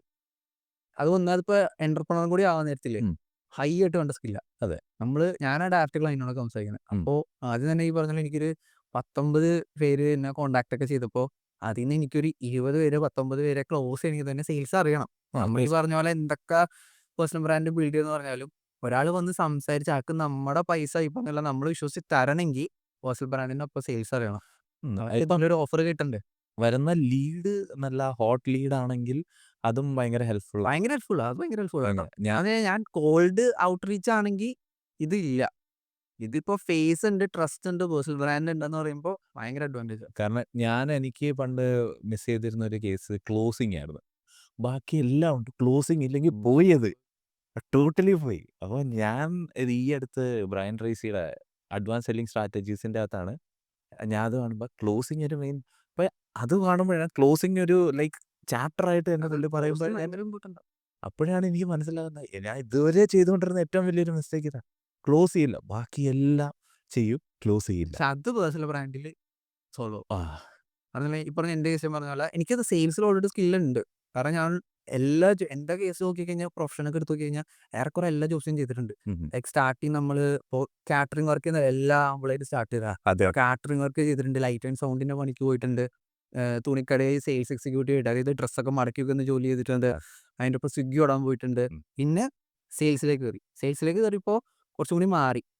കാര്യങ്ങൾ പഠിച്ച് എനിക്ക് മനസ്സിലായി എന്ത് സാധനവും സെല് ചെയ്യാൻ പറ്റിക്കഴിഞ്ഞാൽ നമ്മൾ കിങ്ങാന്നുള്ള സാധനം. പൈസ വെറുതെ വന്നുകൊണ്ടിരിക്കും. അതെ. കാരണം അഫിലിയേറ്റ് മാർക്കറ്റിംഗ് ആയാലും നമ്മുടെ കയ്യിൽ പ്രൊഡക്റ്റ് പോലും ഇല്ലെങ്കിൽ നമുക്കെന്താ ഹൈ ആയിട്ട് ഈ പറഞ്ഞ പോലെ ഒരു കോഴ്സ് ഉണ്ട്, 2,00,000 കോഴ്സ് ഉണ്ടെങ്കിൽ നമുക്ക് ആ സെല് ചെയ്ത് കൊടുക്കാൻ പറ്റി കഴിഞ്ഞാൽ ഒറ്റ സെല്ലിങ് ചിലപ്പോൾ 30,000 35,000 ഒക്കെ അവർ അറൗണ്ട് 10% ആ അല്ലെങ്കിൽ അതിൽ കൂടുതൽ കൂടുതൽ തരാൻ റെഡിയാ. അത് മനസ്സിലാക്കിയപ്പോഴാണ് ഞാൻ ഓക്കെ സെയിൽസിന് ഇത്ര ഉണ്ടാക്കാം. ഒരു മാസം ഈ പറഞ്ഞ പോലെ എനിക്ക് അറിയുന്നവരുണ്ട് കേട്ടോ.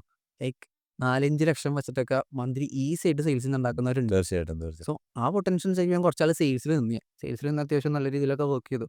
അതും ഫ്രീലാൻസർ ആയിട്ട് ഞാൻ 9 to 5 അല്ലാതെ ഫ്രീലാൻസർ ആയിട്ട് കുറച്ചധികം കമ്പനീസിൽ വർക്ക് ചെയ്തു. അത്യാവശ്യം നല്ലോണം ഉണ്ടാക്കി.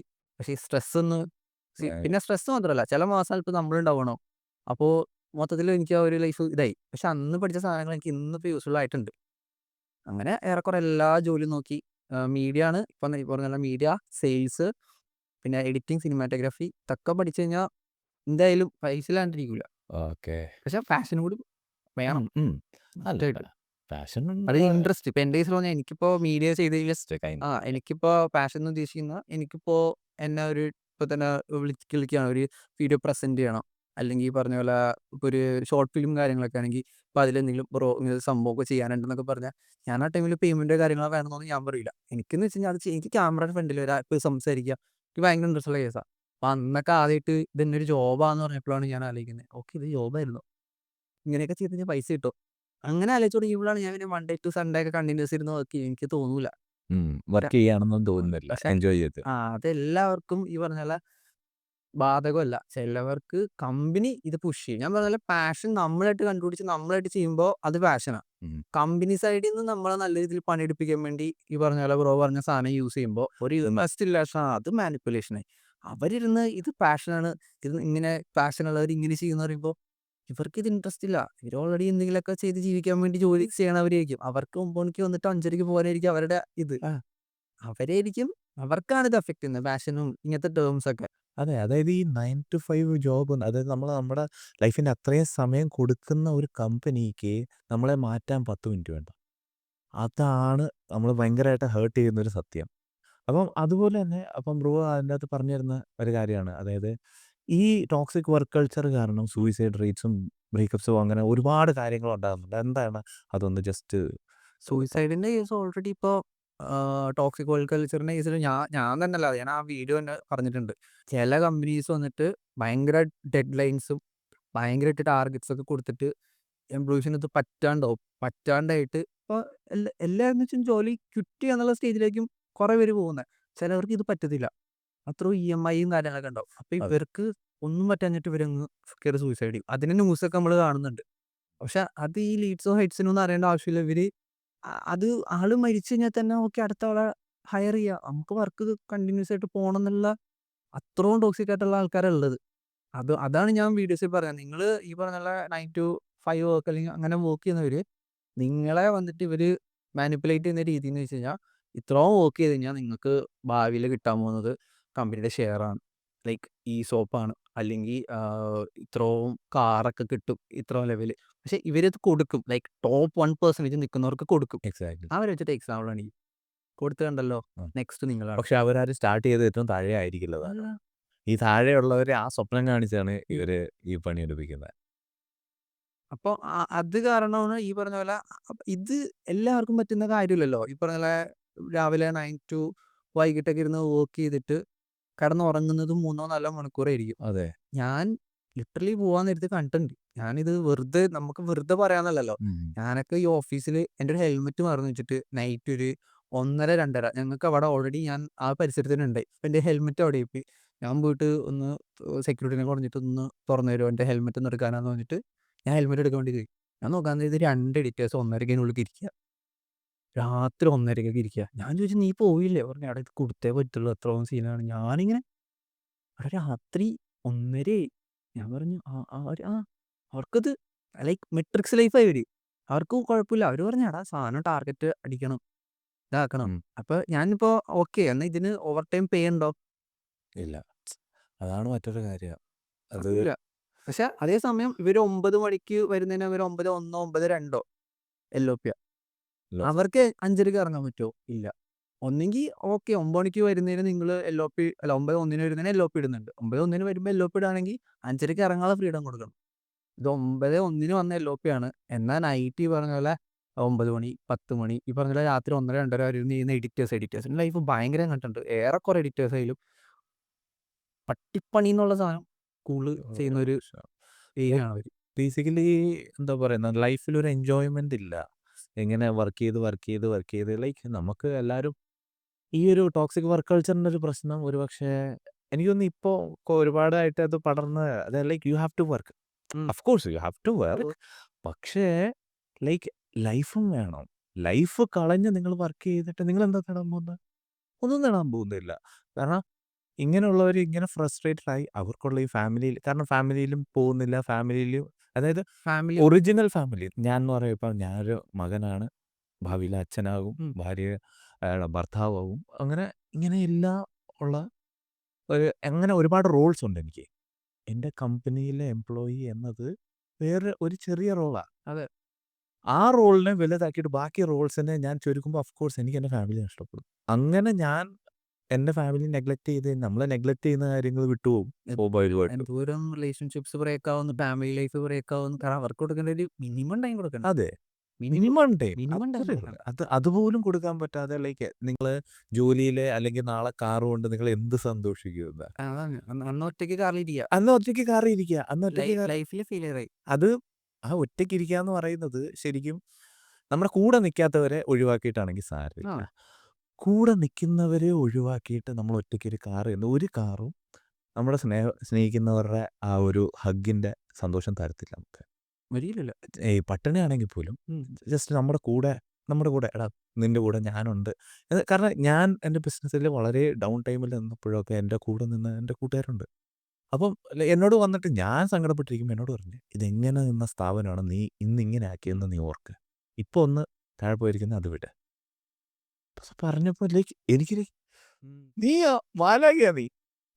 അതാണ് ഈ പറഞ്ഞ പോലെ ഞാൻ ഇന്നൊരു പോസ്റ്റ് എൻ്റെ കണ്ടായിരുന്നു. ബ്രോ പറഞ്ഞപ്പോൾ എനിക്ക് പെട്ടെന്ന് അത് ഓർമ്മ വന്നത്. അതായത് ഇഫ് യു ആർ 22 ഞാൻ ആ പോസ്റ്റ് കണ്ടത് if you are 22 and if you are talking about work life balance you are around the wrong people എന്നൊരു സാധനം. എന്നാൽ ഇതിട്ടേക്കുന്ന ഒരു കമ്പനിയുടെ CEO ആണ് കേട്ടോ. അപ്പോൾ എനിക്ക് മനസ്സിലായത് എന്തിനാ ഇട്ടേക്കണേന്ന്. അതായത് ഈ 22 വയസ്സൊക്കെ ഉണ്ടായിട്ട് നിങ്ങളിപ്പോൾ അതിൻ്റെ മലയാളം എന്തായാലും എല്ലാവർക്കും ചോദിച്ചാൽ ഞാൻ പറയാം 22 വയസ്സായിട്ട് നിങ്ങൾ വർക്ക് ലൈഫ് ബാലൻസിനെ പറ്റി പറയുകയാണെങ്കിൽ നിങ്ങളുടെ ചുറ്റുമുള്ളവരൊക്കെ റോങ് ആൾക്കാരാന്ന് പറയാം. ഇതിപ്പോൾ ഞാൻ പറഞ്ഞാൽ സ്വന്തമായിട്ടൊരു സ്ഥാപനം തുടങ്ങുന്ന ആളാണ് ഇരുന്നിട്ട് ഇത് വർക്ക് ലൈഫ് ബാലൻസ് വിടുകയാണെങ്കിൽ 100% കറക്റ്റാണ്. കാരണം അത് വേണം. അല്ലാതെ അത് ബിൽഡ് ആവും. അതെ ഞാനൊക്കെ ഒരു നൈറ്റ് നല്ലോണം ഈ പറഞ്ഞ നൈറ്റ് നല്ലോണം ഇരുന്ന് വർക്ക് ചെയ്യും. നമ്മൾ വർക്ക് ലൈഫ് അതിലൊന്നും നോക്കുന്നൊന്നുമില്ല. കാരണം ഇപ്പോൾ ഒരു സാധനം ബിൽഡ് ചെയ്യാന്നുള്ള വിഷൻ ഞങ്ങൾക്കുണ്ട്. തീർച്ചയായും. അങ്ങനെ പക്ഷെ ഞാൻ ആ വിഷൻ എൻ്റെ കൂടെയുള്ളവരെ കുത്തി ഇതാക്കില്ല. എൻ്റെ കൂടെ വർക്ക് ചെയ്യുന്നവർക്ക് ഞാൻ പറഞ്ഞാൽ നിങ്ങൾ രാത്രി 1 മണി 2 മണി ഇരുന്ന് വർക്ക് ചെയ്യണമെന്ന് ഞാൻ പറയില്ല. അവരെ ഇഷ്ടമുള്ളവർക്ക് വരാം. ഞാൻ എൻ്റെ ഫ്രീലാൻസേഴ്സ് ആയതുകൊണ്ട് തന്നെ ഞാൻ വിളിക്കുന്നവരെ എല്ലാവരും അങ്ങനെയാണ്. അല്ലാതെ ഈ പറഞ്ഞ പോലെ ഇത്രയും വന്നിരിക്കണം, വന്നില്ലെങ്കിൽ ശരിയാവില്ല, നിങ്ങൾ ടീമിലുണ്ടാവില്ല. ഓൾറെഡി നമുക്കത് എഫക്റ്റ് ചെയ്ത് വന്നത്. അപ്പോൾ ഈ ഒരു സാധനം വെച്ചിട്ടാണ് ടാർഗറ്റ് ചെയ്യുന്നത്. അതായത് വർക്ക് ലൈഫ് ബാലൻസിനെ പറ്റി നിങ്ങൾ പറയുന്നുണ്ടെങ്കിൽ നിങ്ങൾ നിൽക്കുന്നത് റോങ് സർക്കിളിലാണ്. അതായത് നമ്മൾ ചെയ്യുന്ന കറക്റ്റാണ് അതിന് ഗിൽറ്റ് ട്രിപ്പ് ചെയ്യുക എന്നുള്ളതാണ്. അപ്പോൾ അത് കേൾക്കുമ്പോൾ എന്താ? അപ്പോൾ കേൾക്കുന്ന ഒരു എംപ്ലോയി മൈൻഡ് സെറ്റ് എങ്ങനെയാണെന്ന് വെച്ച് കഴിഞ്ഞാൽ ഓക്കെ ഞാൻ വർക്ക് ലൈഫ് ബാലൻസ് ഇപ്പോൾ ചിന്തിക്കരുത്. ആ സാധനം നൈസായിട്ട് വർക്ക് ചെയ്യുക. ഞാനിപ്പോൾ വർക്ക് ലൈഫ് ബാലൻസിനെ പറ്റി ചിന്തിക്കരുത്. ഞാൻ ഇവിടെ ഇരുന്ന് 9 മണി തൊട്ട് രാത്രി 10 മണി ഇരുന്ന് വർക്ക് ചെയ്യണം. ഓക്കെ സിഇഒയുടെ സാധനം സക്സസ്ഫുൾ.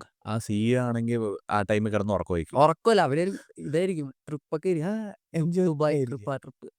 ആരെങ്കിലും ഈ അവരുടെ വർക്കിൽ സഫക്കേറ്റഡ് ആയി കഴിയുന്നവർ ഉണ്ട്. 100% ഉണ്ട്. 99% ഉണ്ട് ഇത്. അപ്പം ഞാൻ ചോദിക്കുന്നത് അപ്പം അങ്ങനെ സഫക്കേറ്റഡ് ആയിട്ട് ഇരിക്കുന്ന ആളുകൾ ഉണ്ട്. നമ്മുടെ ഇത് കാണുന്നുണ്ടല്ലോ. അപ്പം അവർക്ക് കൊടുക്കാനുള്ള ഒരു മെസ്സേജ് എന്താണ് ബ്രോയുടെ?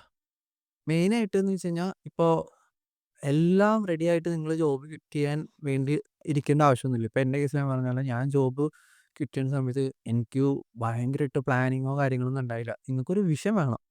ആ വിഷനിൽ നിങ്ങൾക്കുള്ള സ്കില്ലുണ്ടോ നോക്കുക. അങ്ങനെയാണെങ്കിൽ ഏറെക്കുറെ നിങ്ങൾക്ക് സ്റ്റാർട്ട് ചെയ്യാം. നിങ്ങൾ എന്തൊരു സാധനമായാലും ഇപ്പോൾ നിങ്ങൾ ഈ പറഞ്ഞ പോലെ സെയിൽസിൻ്റെ കേസാണ്. നിങ്ങൾ സെയിൽസിൽ സ്കിൽ ഉണ്ടെന്നാണെങ്കിൽ ജോലി കിട്ടിയത് നിങ്ങൾക്ക് പുറത്ത് ഓപ്ഷൻസ് ഉണ്ട്. നിങ്ങൾ എഡിറ്റർ ആണെങ്കിൽ ഇപ്പോൾ എൻ്റെ കൂടെയുള്ള എഡിറ്റേഴ്സൊക്കെ ഫ്രീലാൻസ് എഡിറ്റേഴ്സാണ്. അപ്പോൾ എഡിറ്റർ ജോലി കിട്ടിയത് ആ ജോലി ഇല്ലാണ്ടിരിക്കില്ല. ഈ ജോലി ഇല്ലാതിരിക്കുക എന്നൊരു സാധനം ഫിയർ ഞാൻ അതുകൊണ്ട് ശ്രദ്ധിച്ചിട്ടുണ്ട്. ആൾക്കാർക്ക് ജോലി കിട്ടിയാൻ ചെയ്യാൻ പേടിയുള്ളത് ഇത് ക്വിറ്റ് ചെയ്ത് കഴിഞ്ഞാൽ ഒരു ജോലി ചെയ്യാതിരിക്കേണ്ടി വരുമോ? അടുത്ത സ്ഥലത്ത് ജോബ് കിട്ടുമോ? അങ്ങനെയൊരു സാധനമാണ്. എൻ്റെ വേർസ്റ്റ് കേസ് സിനാരിയോ എന്ന് വെച്ച് കഴിഞ്ഞാൽ ഞാൻ എവിടെയെങ്കിലും പണിക്ക് പോകേണ്ടി വരുന്നതാണ് എൻ്റെ വേർസ്റ്റ് കേസ് സിനാരിയോ. എന്നാൽ അതാണ് എല്ലാവരും ചെയ്തുകൊണ്ടിരിക്കുന്നത്. എക്സാക്ട്ലി. ഞാൻ അത്ര ആലോചിച്ചുള്ളൂ. ഞാൻ പറഞ്ഞു കൂടിപ്പോയാൽ എൻ്റെ ബിസിനസ് ഞാൻ സ്റ്റാർട്ട് ചെയ്തു. ഞാൻ വീഡിയോ ഇട്ടു. ആ വീഡിയോ ഇടുമ്പോൾ അത്ര വലിയ റിസ്ക്കാ. കാരണം ഞാൻ എല്ലാവരും അറിയിച്ചിട്ടുണ്ടാ വീഡിയോ ഇടുന്നത്. എന്നാൽ എനിക്ക് പ്ലാനിങ് ഇല്ല. ഇത് 1 2 മാസം കൊണ്ട് എൻ്റെ വീഡിയോ ഞാൻ വിചാരിച്ച പോലെ ഏജൻസി റൺ ആയില്ലെങ്കിൽ ഞാൻ എന്താ ചെയ്യാൻ പോകുന്നത്? നിങ്ങൾ കണ്ടുകൊണ്ടിരിക്കുന്ന എല്ലാവരും പോലെ ഒരു പണിക്ക് പോകും. നിങ്ങളിപ്പോൾ ചെയ്തുകൊണ്ടിരിക്കുന്ന കാര്യം അതല്ലേ. സോ എൻ്റെ വേർസ്റ്റ് കേസ് സിനാരിയോ ആണ് നിങ്ങളിപ്പോൾ ജീവിച്ചുകൊണ്ടിരിക്കുന്നത്.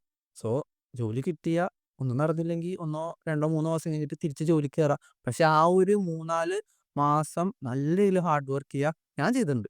നല്ല രീതിയിൽ ഹാർഡ് വർക്ക് ചെയ്തിട്ടുണ്ട്. ഞാൻ പ്രോപ്പറായിട്ട് വീഡിയോസ് ഇട്ടിട്ടുണ്ട്. ആ വീഡിയോസ് ഇടുന്നതിൻ്റെ ഒപ്പം തന്നെ കിട്ടിയേക്കുന്ന ക്ലയൻറ്റ്സിനെ ഞാൻ എൻ്റെ ഡെയിലി വ്ലോഗിൽ കൂടെ തന്നെ പോയി കാണിച്ചിട്ടുണ്ട്. ഞാൻ എന്തൊക്കെയാണ് ചെയ്തിട്ടുള്ളത്. ഞാൻ ഓരോ ദിവസം ഓരോരോ ജില്ലയിൽ പോയിട്ട് ഞങ്ങൾ ഷൂട്ട് ചെയ്തുകൊണ്ടിരുന്നത്. അങ്ങനെ ഞങ്ങൾ വർക്ക് ചെയ്തുകൊണ്ടിരുന്നത്. പക്ഷേ അതിൻ്റെയൊക്കെ റിസൾട്ട് കിട്ടി. ഇതുപോലെല്ലാം കിട്ടിയില്ലെങ്കിൽ നിങ്ങൾക്ക് തിരിച്ച് ജോലിക്ക് കയറാം. വേറെ സ്ഥലത്ത് ഓഫർ കിട്ടും. സോ ഞാൻ പറയുകയാണെങ്കിൽ ഫ്രീഡം കിട്ടുന്നില്ല അല്ലെങ്കിൽ ഇഷ്യൂസ് ഫേസ് ചെയ്യുന്നുണ്ടെങ്കിൽ ധൈര്യപൂർവ്വം ജോലി ക്വിറ്റ് ചെയ്യുക. ഒരു 6 മാസമെങ്കിലും നിങ്ങളുടെ ഇഷ്ടപ്പെട്ട കാര്യം ചെയ്യാൻ നോക്കുക.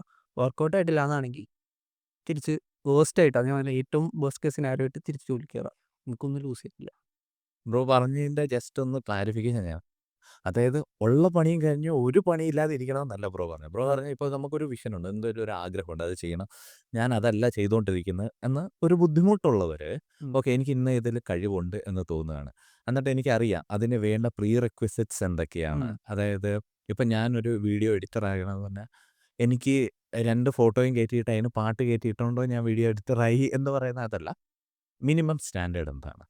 അത് മനസ്സിലാക്കാനും ആ ഒരു ലെവലിൽ എനിക്ക് പെർഫോം ചെയ്യാനോ അതിനപ്പുറത്തേക്ക് ആ സ്കില്ല് ഡെവലപ്പ് ചെയ്യാൻ ഞാൻ എവിടെ പഠിക്കണം, എന്ത് ചെയ്യണം, എന്തോരം ഞാൻ വർക്ക് ചെയ്യണം. കാരണം അതിനൊക്കെ വേണ്ടിയിട്ട് വർക്ക് ചെയ്യാനുള്ള ഒരു മനസ്സ് അങ്ങനെ എല്ലാം നിങ്ങൾക്കുണ്ട്. എന്നിട്ട് നിങ്ങൾ ഒരിടത്ത് ഇഷ്ടമില്ലാത്തൊരു കാര്യം ചെയ്തുകൊണ്ടിരിക്കുന്നത് അത് ധൈര്യക്കുറവ് മാത്രമാണ്. അതാണ് ബ്രോ പറഞ്ഞത്. അപ്പം അതുള്ളത് നിങ്ങൾക്ക് അങ്ങനെ അത്രയും കാര്യമുണ്ട്. നിങ്ങളുടെ സ്കിൽ സെറ്റ് ഉണ്ട്. നിങ്ങൾ മുന്നോട്ട് പഠിക്കാൻ നിങ്ങൾ തയ്യാറാണ്. നിങ്ങൾക്ക് റിസ്ക് എടുക്കാനുള്ള ഒരു റിസ്ക് ടോളറൻസ് ഉണ്ട്. ഈ 3 കാര്യം ഉണ്ടെങ്കിൽ ഓഫ് കോഴ്സ് പുറത്ത് പോയി നോക്കാം. ഇന്ന ജോലി എന്നല്ല മറ്റെന്തെങ്കിലും ഇപ്പം ഒരു വേഴ്സ്റ്റ് കേസ് സിനാറിയോ ആ ജോലി കിട്ടിയില്ലെങ്കിൽ വേറെ ഏത് സാധാരണ ജോലിയാണെങ്കിലും ചെയ്യുക. അതായത് അത്രയും പേ കിട്ടാത്തൊരു ജോലി എങ്കിൽ പോലും അത് ചെയ്താണെങ്കിലും ചെയ്യുക. അത് തന്നെ എല്ലാവരും ചെയ്തുകൊണ്ടിരിക്കുന്നതെന്നുള്ളത്. പിന്നെ വേണമെങ്കിൽ അഡീഷണൽ ആയിട്ട് ഞാൻ ഒരു കാര്യം ആഡ് ചെയ്യുന്നത് എന്താണെന്ന് വെച്ച് കഴിഞ്ഞാൽ വേണമെങ്കിൽ നിങ്ങളൊരു ചെറിയ സേവിങ്സ് ഒന്ന് അത്യാവശ്യം ഒന്ന് ബിൽഡ് ചെയ്തിട്ട് വേണമെങ്കിൽ കുറച്ചുകൂടെ ധൈര്യമായിട്ടൊന്ന് ചാടി നോക്കാം. പക്ഷേ അതിലെനിക്ക് തിരുത്തുണ്ട്. എന്താണ് കാരണം പറഞ്ഞോളൂ. ഞാൻ പറഞ്ഞ പോലെ ഇപ്പം എൻ്റെ ആ ടൈമിൽ 45,000 ഒക്കെ ഒരു സേവിങ്സ് ഉണ്ടെന്ന് വെച്ചോ. അന്ന് ഞാൻ ക്വിറ്റ് ചെയ്യുന്ന സമയത്ത് എൻ്റെ കയ്യിൽ ഇപ്പോൾ 0 സേവിങ്സ് ഉള്ളെങ്കിൽ തന്നെ ഉം. ഞാൻ ആ മാസം സെയിം ജോലി കിട്ടിയും എന്നിട്ട് എൻ്റെ കയ്യിലുള്ള സാധനം വെച്ചിട്ട് ഞാൻ ഫ്രീലാൻസ് ഓടിച്ചിട്ടായാലും അല്ലെങ്കിൽ ആ മാസം എൻ്റെ കയ്യിൽ പൈസ ഇല്ലെങ്കിൽ ഞാൻ ചിലപ്പോൾ ഒരു കുറച്ച് ഫണ്ട് വീട്ടുകാരിൽ നിന്നോ അല്ലെങ്കിൽ അടുത്ത കസിൻസിൻ്റെ നിന്ന് ചെറിയ കടം വാങ്ങിയിട്ടായാലും എനിക്കറിയാലോ അടുത്ത മാസം ഞാൻ ഏർണിങ്സ് അതായത് ആ ഒരു മാസം ഫ്രീലാൻസിങ് ചെയ്തിട്ട് എങ്ങനെയെങ്കിലും ഒരു ഞാൻ പറഞ്ഞില്ലേ സ്കില്ലുണ്ടെങ്കിൽ നിങ്ങൾക്ക് പൈസ കിട്ടും. സിമ്പിളാ. അതുകൊണ്ട് എൻ്റെ കേസിൽ മറ്റേ സാധനം ഇല്ല. ലൈക്ക് ഞാൻ ബാക്കപ്പ് മണി പോലും വെക്കൂല. ഞാൻ ആ മാസം എങ്ങനെയെങ്കിലുമൊക്കെ വർക്ക് ചെയ്യും. എനിക്ക് മനസ്സിലെന്ന് വെച്ച് കഴിഞ്ഞാൽ വർക്ക് നമുക്ക് എല്ലാവർക്കും സ്കില്ലുണ്ടെന്നാണെങ്കിൽ നിങ്ങൾ ആ മാസം ഫ്രീലാൻസോ എന്തെങ്കിലുമൊക്കെ ചെയ്ത് നിങ്ങൾക്ക് ഏർണിങ്സ് കിട്ടും. ബ്രോ ആ കമ്പനിയിൽ എത്ര വർഷം വർക്ക് ചെയ്തിട്ടാ വന്നത്? 2 ഏകദേശം 2 ഇയേഴ്സ്. 2 ഇയേഴ്സ്. അപ്പോൾ അതാണ് ഞാൻ പറഞ്ഞത് 2 ഇയേഴ്സ് പോലും ആയിട്ടില്ല. ബട്ട് സ്റ്റിൽ ഉം. നിങ്ങൾക്ക് കഴിവുണ്ട്. ഉം. ഏഹ്. പക്ഷെ നിങ്ങൾക്ക് ആ ഒരു ഈ പറയുന്ന പോലെ ഇപ്പോൾ വീട്ടിൽ നിന്ന് ചോദിക്കാൻ പോലും ഇതില്ലാത്തൊരു വ്യക്തിയാണെന്നിരിക്കട്ടെ. അത്രയും എക്സ്ട്രീം സിറ്റുവേഷൻ എടുത്തിട്ടാണ് ഞാൻ പറയുന്നത്. അത്ര മനസ്സിലായോ? എക്സ്ട്രീം ആണെങ്കിൽ അപ്പോൾ എപ്പോഴും അപ്പോൾ അങ്ങനെയാണെങ്കിൽ അപ്പോൾ നിങ്ങൾക്ക് ഇത് ചെയ്യാൻ പേടിയാണെങ്കിൽ ബേസിക്കലി ഒരു ചെറിയ ഫണ്ട് ബിൽഡ് ചെയ്തെടുക്കുക. അതാണ് ഞാൻ പറഞ്ഞത്. ഫണ്ട് ബിൽഡ് ചെയ്തെടുത്തിട്ട് നിങ്ങൾ ചെയ്തോളൂ. ഈ എന്താ പറയുക, പാരച്യൂട്ട് എടുത്തിട്ട് മുകളിലേക്ക് നിന്ന് ചാടണമെങ്കിൽ ആവാം, അല്ലെ പറക്കാൻ പഠിക്കുക. ഈ രണ്ടും ഇല്ലാതെ ചെയ്യരുത്. ഈ മെയിൻ സേവിങ്സിന്റെ പ്രശ്നം വരുന്നതെന്ന് വെച്ച് കഴിഞ്ഞാല് ഇപ്പോൾ എല്ലാവർക്കും എന്തെങ്കിലും ഇപ്പോൾ നോർമൽ സാലറി ഇപ്പോൾ 24-25 കിട്ടുന്നവർക്ക് തന്നെ മന്ത്ലി മാസാവസാനം കയ്യിൽ ഒന്നും ഉണ്ടാവില്ല. വരുന്നില്ല എന്നുള്ളത് ഒരു അതുകൊണ്ടാണ് അപ്പോൾ പ്രശ്നം എന്ന് വെച്ച് കഴിഞ്ഞാൽ നമുക്ക് സേവിങ്സ് ഉണ്ടാക്കിയിട്ട് എന്തെങ്കിലും ചെയ്യാൻ പറ്റുള്ളൂ എന്ന് ചിന്തിച്ചു തുടങ്ങി കഴിഞ്ഞാൽ പൊക്കൊണ്ടേയിരിക്കും. സേവിങ്സ് ഉണ്ടാക്കിയിട്ട് എന്തെങ്കിലും പറ്റുള്ളൂ എന്നല്ല ഞാൻ പറഞ്ഞത്. ഞാൻ പറഞ്ഞത് നിങ്ങൾക്ക് പ്രീ റെക്വിസിറ്റ്സ് ഉണ്ട്, സ്റ്റിൽ നിങ്ങൾക്ക് പേടിയാണ് എന്താണ് പണത്തിൻ്റെ കാര്യത്തിൽ. അങ്ങനെയെങ്കിൽ നിങ്ങൾക്ക് കുറച്ച് സേവിങ്സ് ബിൽഡ് ചെയ്തിട്ട് ചാടിയാൽ ഫണ്ടാണ് പ്രശ്നമൊന്നുണ്ടെങ്കിൽ അങ്ങനെ ഒരല്പം ഫണ്ടാണ് സേവിങ്സ് വെച്ചിട്ട് ചെയ്യാമെന്നാണ് ഞാൻ പറഞ്ഞത്. അന്നേരം എന്താണെന്ന് വെച്ചിട്ടുണ്ടെങ്കിൽ ഇപ്പം പെട്ടെന്ന് ഈ പറഞ്ഞ പോലെ ബ്രോയ്ക്ക് ലീഡ് ജനറേഷനും കാര്യങ്ങളും എല്ലാം കിട്ടുന്നുണ്ട്. ഇത് കിട്ടാത്ത ആളുകളോ അന്ന് എനിക്ക് അല്ല, ഇതിപ്പം ഈ ഐഡിയ വെച്ചാണെങ്കിൽ ഇത് ഇറങ്ങിയപ്പോൾ ഉടനെ തൊട്ട് കിട്ടുന്നുണ്ട്. തുടങ്ങിയിട്ട് ലീഡ് കിട്ടാത്ത ആളുകളോ ഉണ്ട്, എനിക്കറിയാം. അപ്പം അതിനു വേണ്ടി ബുദ്ധിമുട്ടുന്നവരോ, അത് ശരിക്കും അവരുടെ ബ്രാൻഡിങ് ഇഷ്യൂ ആണ്. ഓക്കെ, അപ്പം ബ്രോയ്ക്ക് ഈ ബ്രാൻഡിങ്ങും കാര്യങ്ങളും എല്ലാം അറിയാവുന്നതുകൊണ്ടാണ് ബ്രോയ്ക്ക് അത് പറയാം. ഇതൊന്നും ഇല്ലാത്ത ഒരാൾ നമ്മുടെ പോഡ്കാസ്റ്റ് കാണുന്ന ഒരാൾക്ക് ബേസിക്കലി ഇന്ന കാര്യങ്ങൾ പ്രീ റെക്വിസിറ്റ്സ് വെച്ചിട്ട് പിന്നെ അയാൾക്ക് കുറച്ചുകൂടെ റിസ്ക് എടുക്കാവുന്ന ഒരു കാര്യം, കുറച്ചുകൂടെ പൈസ ബിൽഡ് ചെയ്തിട്ടുണ്ട് അറ്റ്ലീസ്റ്റ് ബ്രാൻഡിങ്ങിന് ഹെൽപ്പ് ചെയ്യുന്ന ആരുടെയും ഇതിൽ കയറിയിട്ട് ബ്രാൻഡ് ബിൽഡ് ചെയ്തെടുക്കുമ്പോൾ എനിക്കൊന്ന് കുറച്ചുകൂടെ ലീഡ് ജനറേഷൻ എളുപ്പമാണ്. ആ ഒരു ഇതെല്ലാം കൂടെ കണക്കൂട്ടിയാണ് ഞാൻ പറഞ്ഞത്. Okay, so anyway, thank you Krishna's for joining us. Thank you for inviting me. Okay bro, അപ്പം എല്ലാവരും live your dreams, be happy.